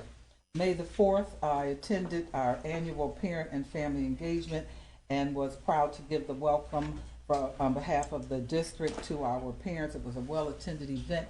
In my opinion, it was the very best event that we have had since we've had parent engagement events. Kudos to Dr. Rosser, Ramona Williams, and their staff for the efforts that they put forward. And the only thing that was a little messed up was the weather. But then the next day, the weather was okay. So next year, we'll probably get it right. But I just want to say the hundreds of people that were out there, it was a great event, a great location. It was really well done. May the 7th, I attended the Common Council's Finance Committee regarding an increase in the salary on behalf of the board members. I spoke and I asked them to provide us with a minimum of $20,000 increase. Today it was announced that they have voted on $15,000. I got a call from Washington telling me that based on what was going on with the increase in their pay, that we possibly have the ground to do a lawsuit against them for a disparity of treatment in kind, and they're looking into that. So this ought to be interesting. This came out of Washington, D.C., because the school board has not been properly engaged. And I sent out to each board member today a formula. If you go in there and look at the formula, the $5,000 today should be the equivalent of about $27,900. And so for whatever reason, the priority is not on the school district. It's a long story associated with that, but I'm not through with that yet. According to the comptroller, they have not approved the budget yet, so there's still room for growth with that area. May the 9th, I attended a meeting in regards to the Burgard budget, and I want to thank the superintendent. He brought his staff. They were very engaged. They were able to help us. I also attended the East High School budget meeting on Monday. So it was good to see that, the staff was able to help and to start working toward building that equity piece for our young people. I do have additional concerns, Mr. Superintendent, in regards to the CTE piece in that building, and we'll be talking more about that. Okay, it was brought up that we need a little bit more rigor as far as the curriculum is concerned, and a couple other things. Let's see. I attended on the 10th Terrence Hurst fundraiser, and kudos to those young people that got elected to the board. May the 13th, I attended the executive committee, met with the superintendent, and we were able to discuss some things. I want to tell the superintendent I appreciate the opportunity when we get together and talk, and we're able to talk off camera, because it's very important that we, continue to build our communication lines. May the 15th, the East Zone Community School meeting I attended, and I want to give a big shout out to the East Zone Community School team. One of the things that I had brought to the attention of Will Green, who's doing a fantastic job, is that I would like to see more STEM-related events, and each school has STEM-related events going on in multiple levels. So it is just fantastic what they're doing with that. and I'll be meeting with him because I always have additional ideas. On May the 15th, which was yesterday, I attended the PPS Pre-K Picasso 52nd Annual Pre-K Art Show, which is going on downstairs. And I was informed that art is available to update, and we're going to work on that. We're going to use some of that art that's down there to update the boardroom, okay, because some of those pictures have been sitting there before me, okay. So we're going to work with that. So basically that's what I've done, and in moving forward with our committee, we are going to continue to deal with the issues of concern, the equity piece, and to work on the policies. Those are the two major things that we're dealing with in executive affairs. Thank you for your attention. Thank you. Dr. Harrison. Well, I continue to work supporting the schools in the East District. On April 28th, I had the honor and the privilege, second year, to join with Dr. Fatima Morrell and students from the Our Story program in the district. And we went to Alabama. And we visited all of the local historical sites. And just to give you a brief rundown, this is where we visited. We visited the Birmingham Civil Rights Institution, 16th Street Baptist Church, Kelly Ingram Park, Peace and Justice Memorial Center, also known as the Lynching Museum. This is their first year. Rosa Parks Library Museum in Montgomery. We visited the Dexter Avenue King Memorial Baptist Church in Montgomery and the parsonage where King stayed, Reverend Dr. King stayed. The Legacy Museum in Montgomery, Alabama. The Ancient African Enslavement and Civil War Museum in Selma was off the chart. The Edmund Pettus Bridge, we recreated the walk, the historical walk over the bridge. The National Voting Rights Museum Institution, we visited the Alabama State Capitol, and of course we visited Alabama State University. So it was a very full trip, but it was very intense. Students were journaling. They had the opportunity to share in pairs, to share with chaperones, to just have really deep conversation and reflection. We did a real deep dive around the use of the N-word by our youth.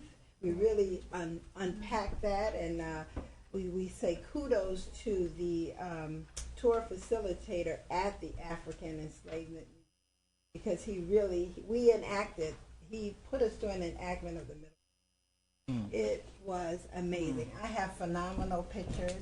I'm going to put it together in some sort of presentation, and you will still see me working in Buffalo around a number of activities that I will be sharing this, as well as putting together some groups to go out and see these sites as well. So it was a wonderful, wonderful event. I think the students got a lot. I think they talked about the N-word in a way that they have never talked about it before. And all of them made commitments not to use it and to really educate their friends and peers and family. So it was phenomenal. Let's see. On May 4th, I attended the Parent Summit at Bennett. And kudos to all the students who were awarded the Superintendent 5 A's, one of which was my very own granddaughter, Brooklyn Teresa Joyce Bullock is her name, 8th grader. And she is very involved in all of those A's, attitude, attendance, just all of it, athlete. She's an 8th grader that played varsity basketball, scored over 100 points. She's a phenomenal young lady, and she's just very happy with the district, the school, all her teachers. She loves her teachers at Olmsted. She's just very pleased with what she's doing. We're so proud of her, but we're proud of all of the students that was awarded. What else? On May 8th, we had the Student Achievement Committee meeting. We had a presentation from Dr. Gorlowski, who is working with BUILD, and Principal Tanika Shedrick.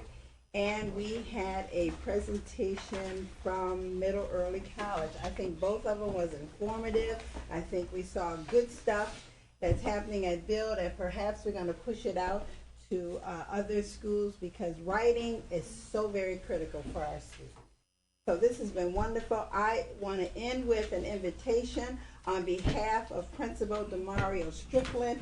On this Friday and Saturday, they will be performing Lion King Jr.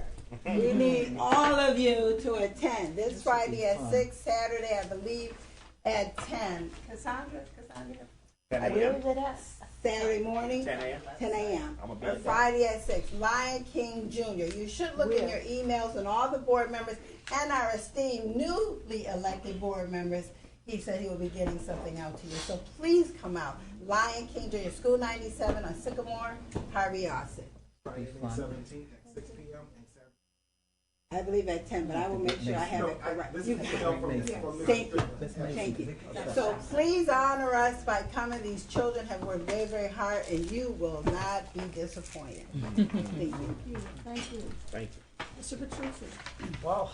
My two fellow board members covered so much that was happening in the district. I don't want to be duplicative, but one thing I did want to mention is next Thursday, South Park High School is having a particular ceremony for distinguished alumni who have given their life in service of our country that graduated. The school is going to be recognized with a Purple Heart. They're going to be a Purple Heart school because of the number of alumni who have served in our armed forces. So if anybody has the opportunity, it's a very high honor. What's the time again? 6 o'clock next Thursday. Thursday. Let's make that amount. Send it back out. Thank you. Thank you. Ms. Woods. Well, some of this may be duplicative, I'm not sure. May 14th, Tuesday, we met with the Good Food Coalition, myself and Lou, listened to their presentation. They came and presented. May 13th, the BPTO meeting was Saturday, and Annabelle presented a wonderful presentation on the community schools and their progress. May 8th was the Finance and Operations Committee meeting, and we had a presentation on the budget, and evidently there was some good results. We made a start on equity, and the superintendent has followed up on that meeting. I met with the schools, so make a part on that. May 7th, 10 a.m., I did speak with the City of Buffalo Finance Committee and expressed to them that we work 40 hours a week, 5,020 hours a year at least. And at $5,000, it's a 99 cent an hour stipend. And I believe that's against federal law. So they did hear me, but they didn't give us quite what we asked for. May 4th, we had the Parent-Teacher Summit, the Parent Summit at Bennett. Thank you, Dr. Russer and Ramona Williams. That was absolutely amazing. It was an honor to help present awards to so many students. I truly enjoyed that event. Let's see, May 1st was another Finance and Ops Committee meeting, which we were presented the budget and asked to act upon it. April 25th, Blues fundraiser supporting our incumbents. April 30th, Sharon Cotman's fundraiser. April 30th, the NAACP had a school board forum. This has been election period, so we've been going to forums and speaking out on issues. Let's see. On April 27th, I received the Mary B. Tolbert Community Change Agent Award. We're happy to get that. And then April 26th, we had a special board meeting on police and community relations, and I think there's more to be coming on that issue. April 20th, the CAO had a school board meeting and community meeting on issues facing the community and saying what would Martin Luther King say and what would Maya Angelou say. And I got to speak at that. And the only other thing, May 7th, we were honored to be with the superintendent and Mayor Brown when he did his program, announced his reading program, and it's in the paper, and the picture is here if anybody wants to see it. So it's been busy. Thank you, Ms. Woods. All right, thank you, board members. May I have a motion to accept the consent agenda? Moved by Ms. Belton Cotton, seconded by Mr. Quinn. All in favor? Aye. Thank you. First item, Ms. Woods. C is 9B. Well, I'm not sure, Ms. Codman, is there something about an electrician position that we? Ms. Woods, I see you have a question. Oh, yeah. on that. That, something was pulled? So something should have been pulled?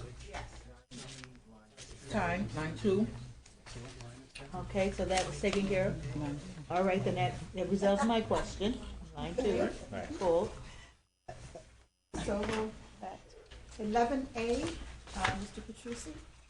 Yeah, this is just a comment. I wanted to recognize Sue Doyle and her staff at Middle Early College. I think it's the type of program that parents are looking for in the city of Buffalo. I just wanted to recognize all the good efforts. Absolutely. Thank you. Get some seconds on that. 14A, Ms. Belton Cotman.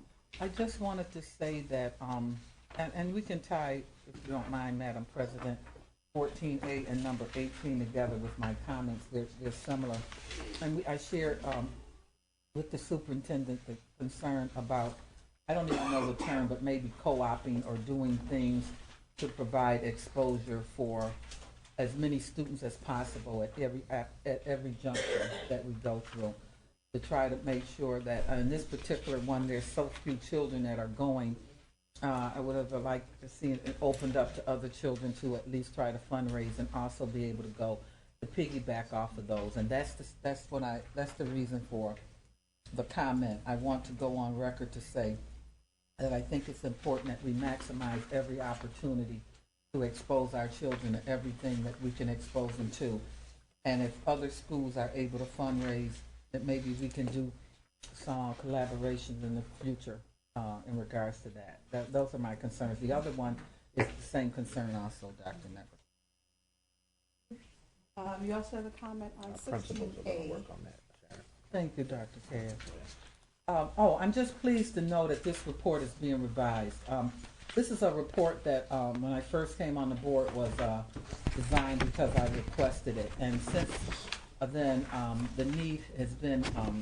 I feel that there's a need to enhance the report. Dr. Darren Brown Hall shared with me today that they are going to work on improving this report, and what I would like to see, because this is our special ed report that we have monthly. What I would like to see is that we know at all times where we are in regards to serving this population. And that's the enhancement that I've asked to be done for our, It'll be done. You know what, flip through it so they can see a couple of pages of what this report looks like, please. Yeah, could you keep flipping? Yeah. So that we can see, so that this report, so it has the related services and the equipment and all of that. And so I want to know at all times where we are with servicing our population. I think that would also help staff to focus in on, the issues that are at hand. And I'm not going to get into it. Well, we're doing it. Yeah. So that's the enhancement. I want to thank the superintendent for allowing that. Thank you. 18A, Mr. Petrucci. 18A. Yeah, this pertains to the environmental testing contract. It looks like we have three straight years at the same amount. I was just, because this looks like a pretty large change order in relation to the amount that we're paying on an annual basis. I just wonder if they're going to come back anymore, or is this all we're going to pay? No, this is it. This is really driven by some additional testing we got to do on the projects that are. Yeah, thank you. Mr. Petrucci, you also had 18C. Yeah, one of the things I noticed that other districts are going towards is allows parents to pay for these services online. I was just wondering if we're migrating towards that type of service. Yeah, I'm going to say we have to, that's certainly All right. 22A, I believe it is. The budget, whatever the budget is. It's 22A. Oh, I'm sorry. Before we go there, Ms. J had a question on 21A and So do I, actually. I didn't. Well, I did have an opportunity to speak with Dr. Brownhall in the hallway, and he informed me that we're pulling that item. Yes, So we're going we're to gonna table table the 22A. There are a number of questions that board members. 21A. I don't know if it's the proper time to have that discussion now or later. 17C. 21A, let's table it. And You didn't, I thought you put in for it. You can bring it to her. All right. Oh, Is sorry. there a question? For Dr. Nevergo. Yeah. I thought you were gonna put in for it, so I didn't All put right. in on it. So board members, just to be clear, when we table 21A, we also are going to table 21B because the B aligns with A. What about 17C? Is that being taken? I have, do you have a question on 17C? There wasn't anything. No, we're not tabling 17C. Not a question for you. Didn't have it in there. What was 17C? Yeah, it was set up so. I'm sorry. 17C. And that's Ms. Woods. Yes, I had a question on the process of the bid. There was a question about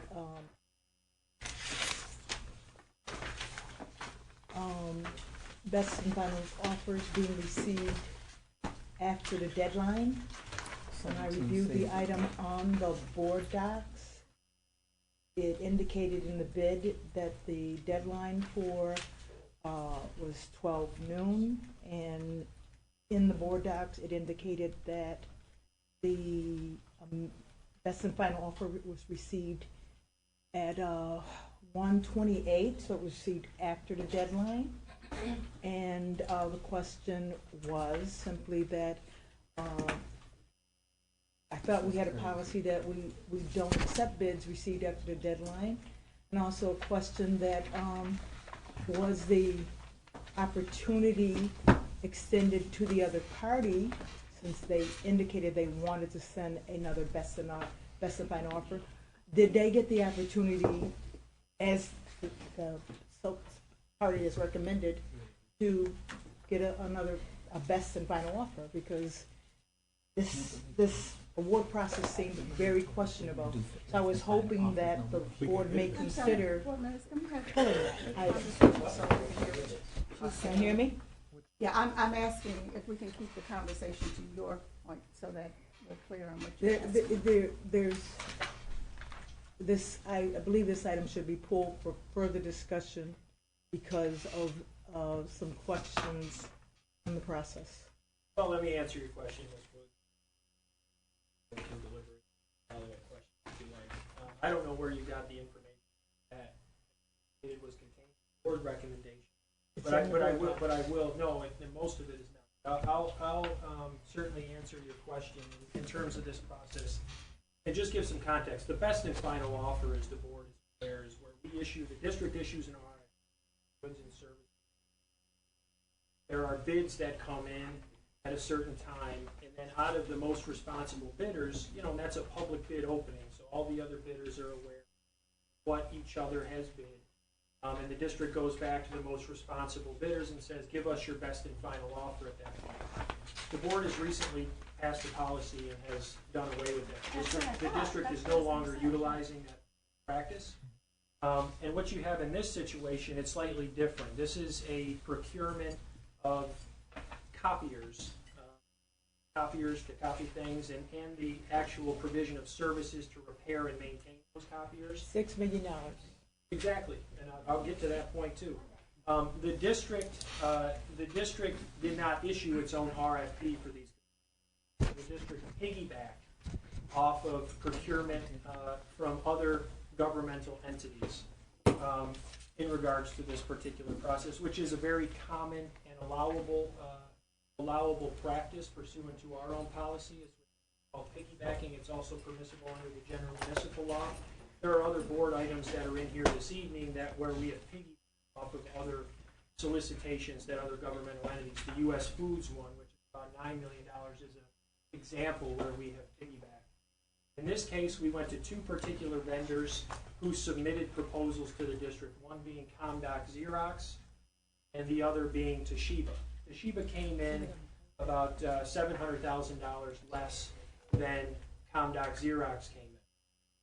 Our procurement department, purchase department under Mike Yates went back to those two vendors, and they didn't use the term best and final offer. They said, if you sharpen your pencils a little bit and give us your best value for these goods and services, then we would be, please do so. And he said that email went out on May 1st, and on he set the deadline for 12 noon on May 2nd. ComDoc did come in. They made a revised bid that was $75,000 or so less than their previous bid. Toshiba did submit a revised bid, but it was after the 12 noon deadline, which was less than $100,000 less than their other thing. Mr. Yates's email didn't specify. It didn't say if you submit something late, then it will automatically be excluded. And of course, we've had other situations where bidders have been excluded for being late. However, in this situation, it would not have mattered one bit because Toshiba was still $600,000 less than ComDoc Xerox was. So we would have went with that vendor anyway. In addition, and I commend our purchase department for this. This item right here will save us $2.5 million, 29% over what we paid the previous 5 years for these same services that have been provided by ComDoc. So from my perspective, I don't see any serious major concerns with the way that this process was conducted. And I certainly think that this board recommendation should go forward. It's an extreme value add, and it's exactly what the superintendent and Jeff have directed us to do, looking at all of our top spends, going out, getting the best possible price, the best possible value for the district, which directly impacts our bottom line, and be able to use those dollars in the classroom as opposed to on these types of services. Just a quick question. Were you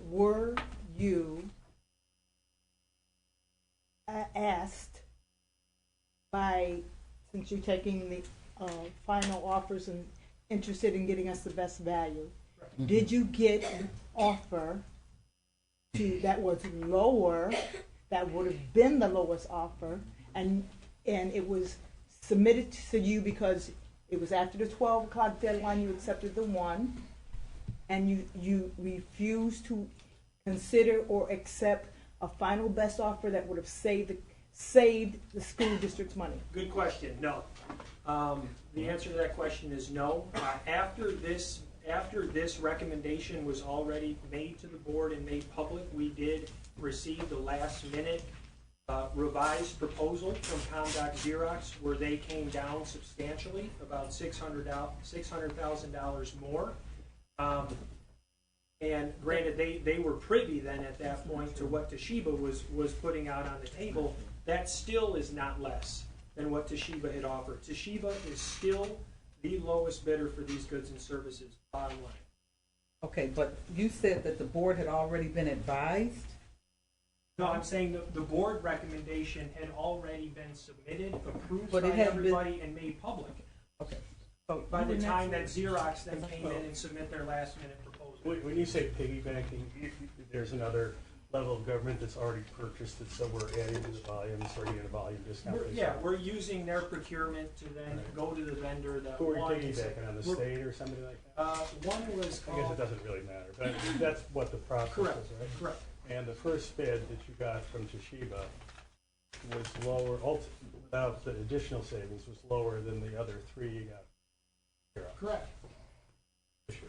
So I guess for a board member, what my concern is that when a deadline is set, that a deadline has to be followed. Okay, now, and I'm glad there's a benefit to the district in regards to this, but we can't have people setting deadlines and not honoring them. That's where the problem is, and we just went through a big thing with this. Okay, so we should have learned our lesson then. Okay, and it appears that we were exposing the district to possible harm because we don't know if during that 30-minute period between, or a 45-minute period between when one was delivered, if somebody didn't notify the other person that this is what's going on, we can't afford as a board to have things being done willy-nilly. That's the bottom line. If there's a deadline, it has to be honored.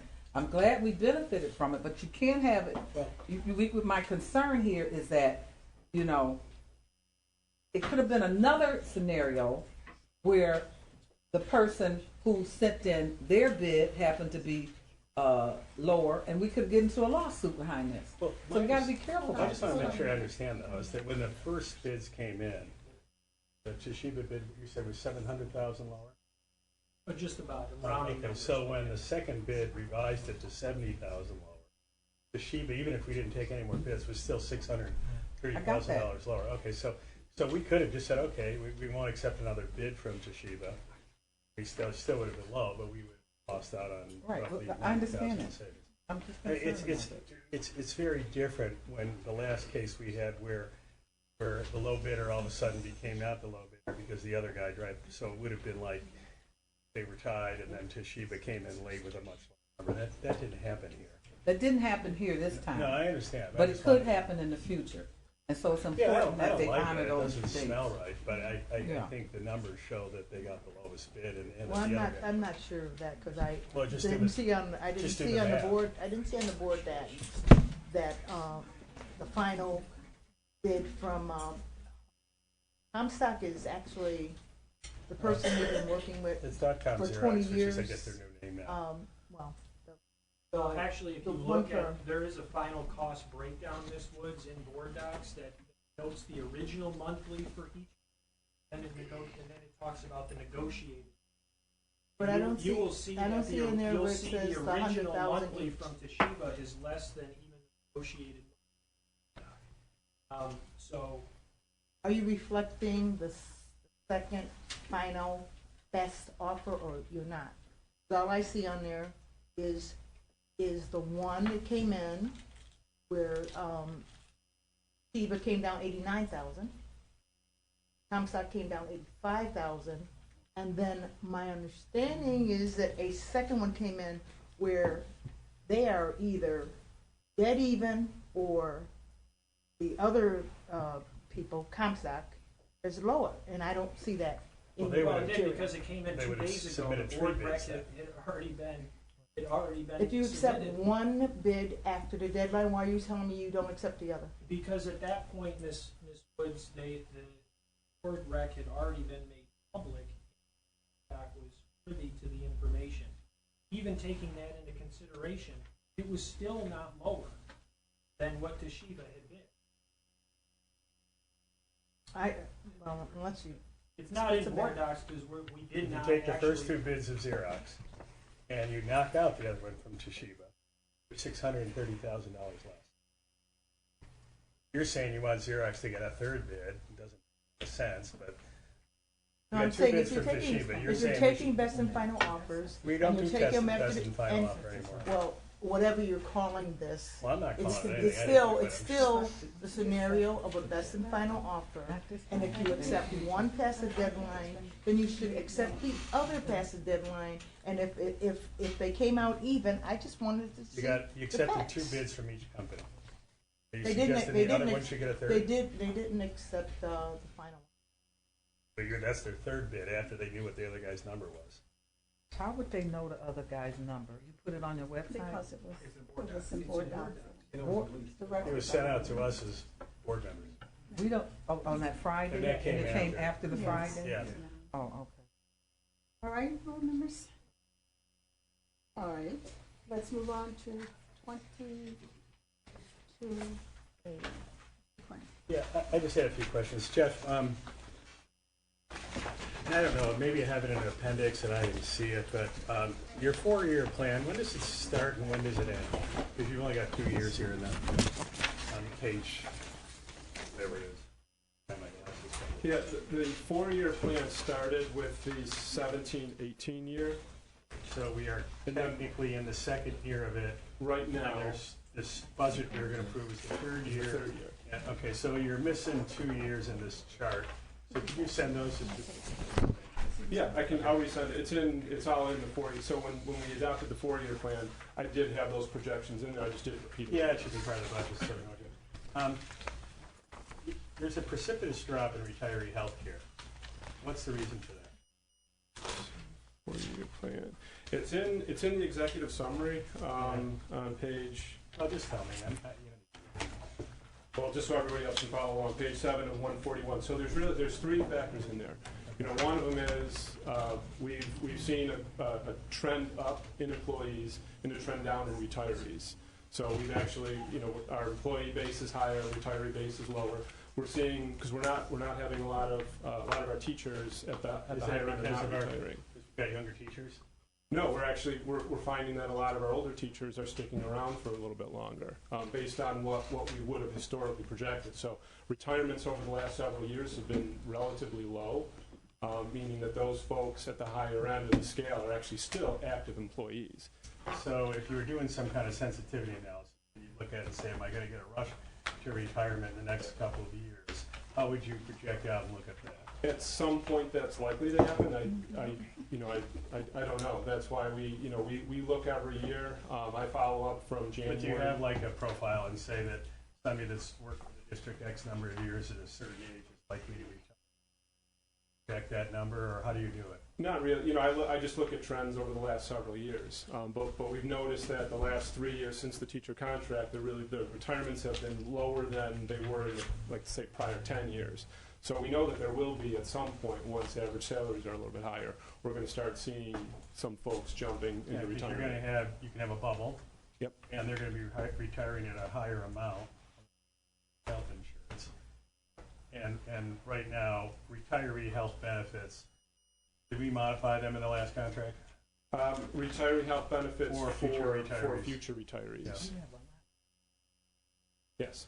Okay, and what did we modify? So it depends on the cosmetic rider for future retirees is gone. So it's in effect for existing retirees. If you're a future retiree, you don't have the benefit. That's correct.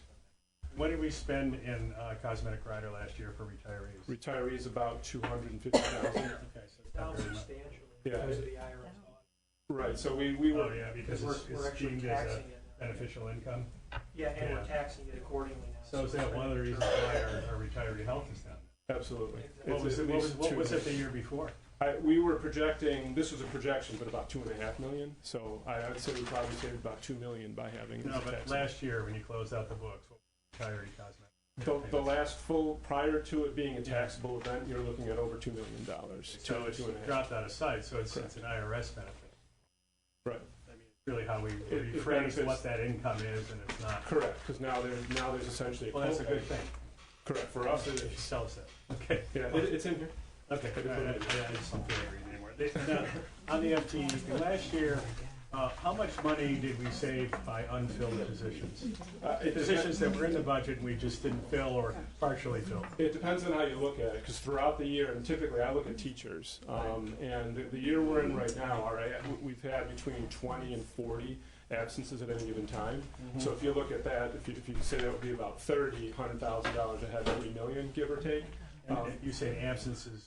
Meaning, at the end of the month, I just take a snapshot of budgeted positions versus filled positions, and the differential between the two. It's just that they're not filled. Right. Yeah. And how much money was that total? So in that case, it would be about $3 million. Then you're also looking at there's other bargaining units as well that have to a lesser degree with the white collar, blue collar. There's always vacancies in those positions. All right. So then when you go to the FTE versus beds, there's growing employees at a much faster rate. In fact, enrollments have declined slightly. Is that FTE based on an actual number, projected number, which I hope it's going to be? No, this actually in this document in page 13, that's just the budget numbers. So it's not looking at the actuals. So if you were to compare the budget to the actuals, it would float around like this. But essentially, the budget trend has been starting to slow down. And it may not be the gap might not be as big if you actually put actuals in. It can change. Perhaps, although I guess I'd have to look at it. It tends to fluctuate a little bit. I think we've done a lot better job at filling our teacher positions, which again, that's most of our positions. We've done a lot better job in the last couple of years in actually filling them. Yeah, because one of the things, we did make an effort to lower classroom sizes and all that. When we pass the budget, we do it on the basis that the position that's in the budget is actually filled. So at the end of the year, if we have a bunch of unfilled positions and we have surplus, I guess it's good fiscally, but it's not necessarily what we intended on passing a budget. So in this forward budget, you obviously don't project any being unfilled because it's a fully funded budget, right? No, so in the budget, I have about $2 million, we have $2 million that we consider our vacancy. So I'm making the assumption that I'm gonna have vacancies of roughly 20 positions, 20 teacher positions at any given time. Okay. We're gonna vote. Don't do that. Don't vote. You can't do that. All right, that concludes, all the questions on the consent agenda. So, may I ask for your vote? Accept the consent agenda. Yes, Mrs. Delgado, No exception. Dr. Harris-Dick, No exceptions. Jay, No exceptions. Ms. McCosy, She's not here. absent. Mr. Petrucci, No exceptions. We don't have any of those lawyers. Ms. Pierce, No exceptions. Quinn, No exceptions. Ms. Woods, Exception 17C. The rest is all right. No exceptions. consent agenda passes. Golly, that's a big deal.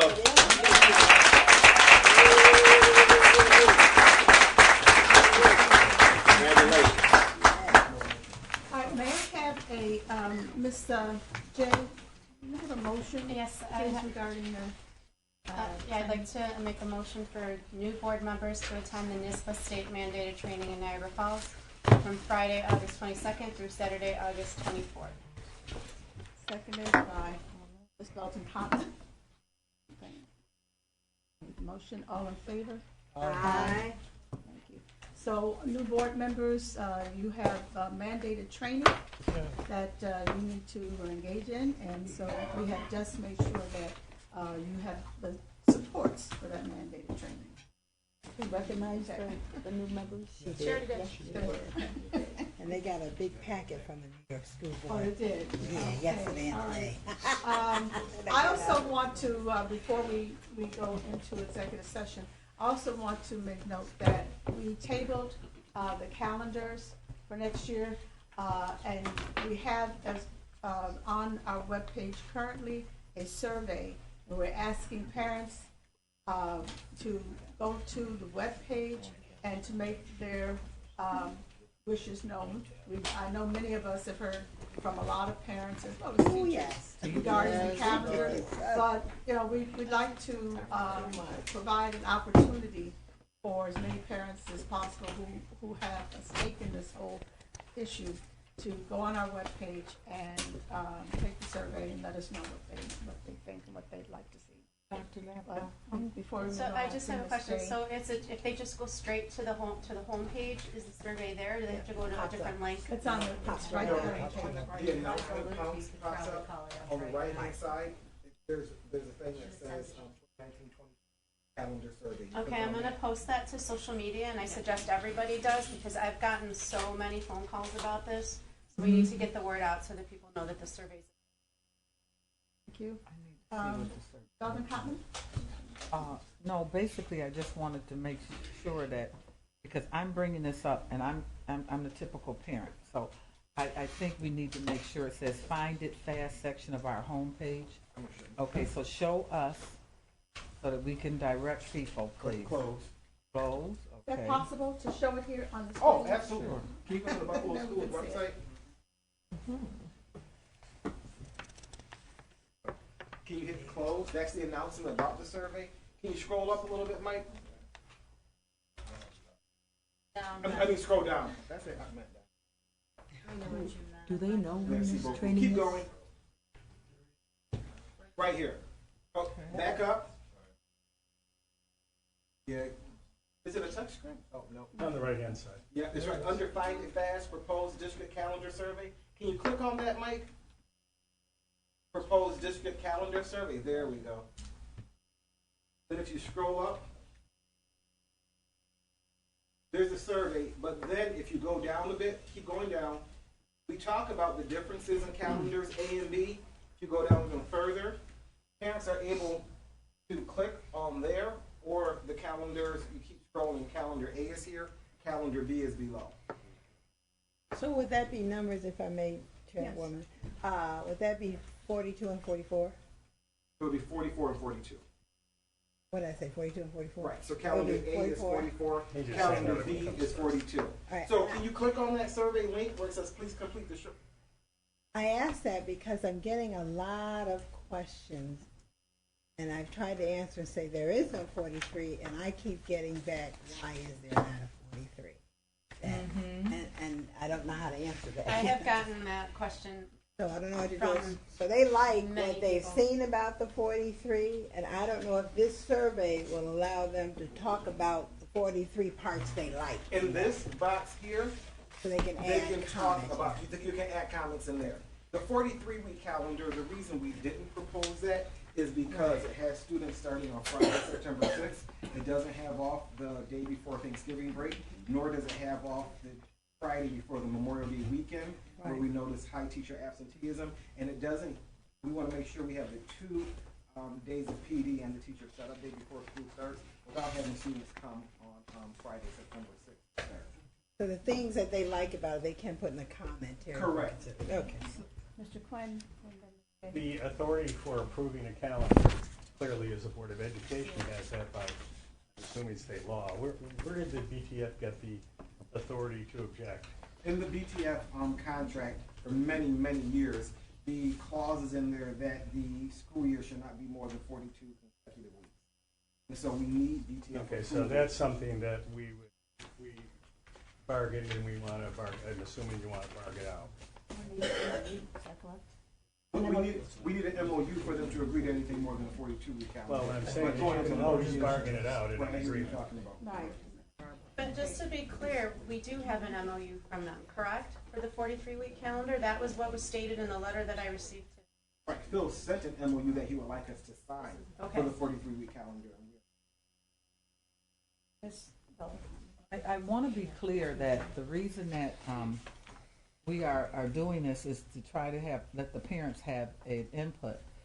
The concern here is that when we don't coincide our schedule with what's going on with the sister districts, and because we have so many teachers who do not live in the city, that as a result we have high absenteeism, and our children, we can't, Suffer. we Children just don't. suffer. Yeah, our children suffer, I have received so many calls about this, and they're telling me that they want to get a paycheck by September the 6th. They don't, and that they want the day before Thanksgiving, and they want the long week. I mean, the 2 breaks, one for the spring and one for the summer. So I don't know where the disconnect is, but I think the board, our hands are tied, and the reason for this survey is to get parents to at least weigh in to say what they want, so that we can at least go back to the BTF and say our parents feel that this is a better fit for them as well. Other than that, we have to go back to the 42-week contract, which will not give you the extra break in the winter. The other thing that was brought up by a teacher, she said that if we were to wait, how many children are going to go without additional food and resources because the buildings do not open up? And that was really nice for her to say that today. Very conscientious of her to say that. And that's a true fact, okay? All right, so we're talking children who, depend on Buffalo Public Schools to provide them with food and resources. And so that was a nice thought that one of the teachers said. And I basically sent them back to their union because I cannot get in the middle of your situation with your union, and you need to deal with your union on that. Thank you. On a 44-week schedule, they have They 2 loved extra it. weeks of food. They 44 week, and they get 2 weeks off, so they're not working those extra weeks. They get 2 additional weeks off, so they're really only So this working is for just 42. one more power play we got. So And the I teachers think love it. that we have to take the perspective, and we are taking the perspective of what's in the best interest of our students. And so this is why we need to stress that there needs to be a compromise on this. the calendar from the perspective of how we, how we engage our students and our parents. So I hope again that parents will go to the webpage. There are other ways to publicize this. Mr. Ray and others who are Mr. Ray. Who are here from the news channels, please publicize this so that we get to and reach as many parents as possible, and that we get a robust response. Is there a help desk type of thing that Bill could set up if they get We'll have the survey up for approximately 2.5 to 3 weeks. if somebody gets stuck, can Bill set up a helpline or some way to We'll call work in? with IT so that there's information. We have the difficulty, there'll be a help for them. Good. We can arrange that with our IT. Yeah, do that. All right, thank you. We do have an executive session, which I will ask a motion for, and before we do that, before everyone leaves, we normally recognize the family members we've lost since the last meeting, so I would ask you to stay just for a moment after we do the motion. So may I have a motion to go into executive session for the following purposes: to discuss current litigation with 791 Washington Street LLP, discuss the potential discipline of specific district employees, to discuss current litigation with the BCSA, and for the purposes of this. So move. Moved, Mr. Petrucci, seconded, Ms. Belton Cotton, all in favor? Aye. Thank you. All right, please stand for.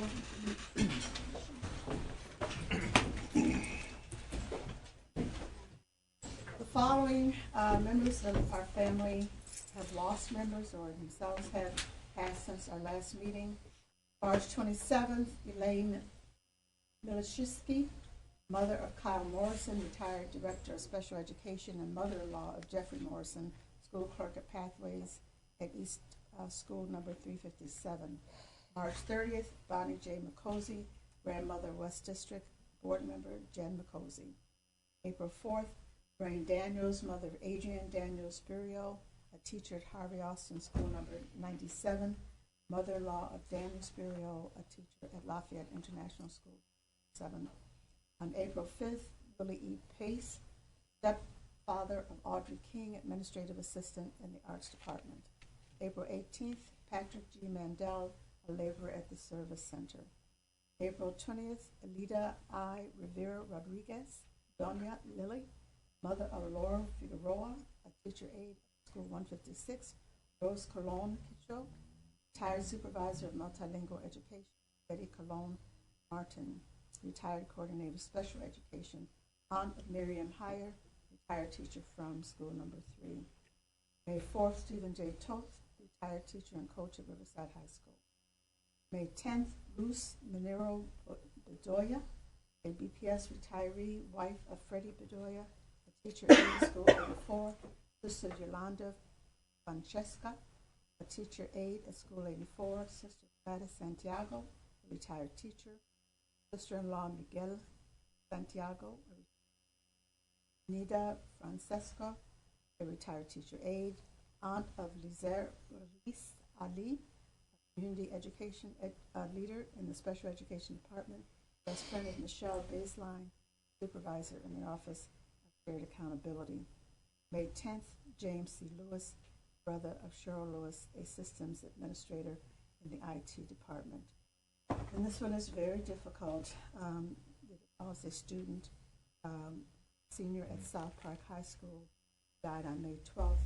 His name is Tyler Watkowski.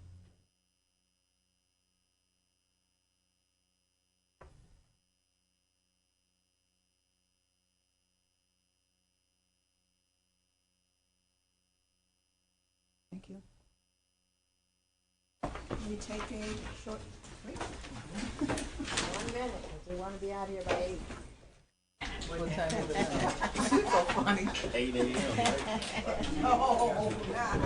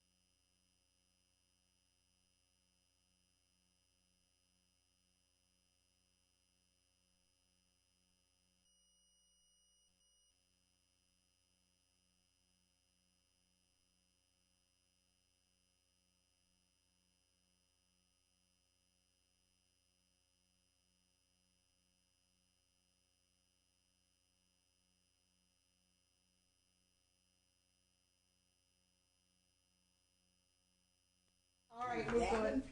Okay, the board went into executive session to discuss current litigation with 791 Washington Street LLP, to discuss the potential discipline of specific district employees, to discuss current litigation with the BCSA, and for the purposes of receiving legal advice. And there was action taken. Now, may I have a motion authorizing the district to pay $500,000 to fully settle the court action between 791 Washington Street et al. And the board with index number 2017-803349, and authorizing the superintendent to execute the settlement documents. I have a motion, please, on that. So move. Move, Dr. Harris-Tig, seconded. Can I get a second? We gotta go, come on. There's no second on this? Oh, wow, you have to. Second, Ms. J, all in favor? Aye. Recuse, Mr., would you tell us why you recuse? Familial relationship. And he knows?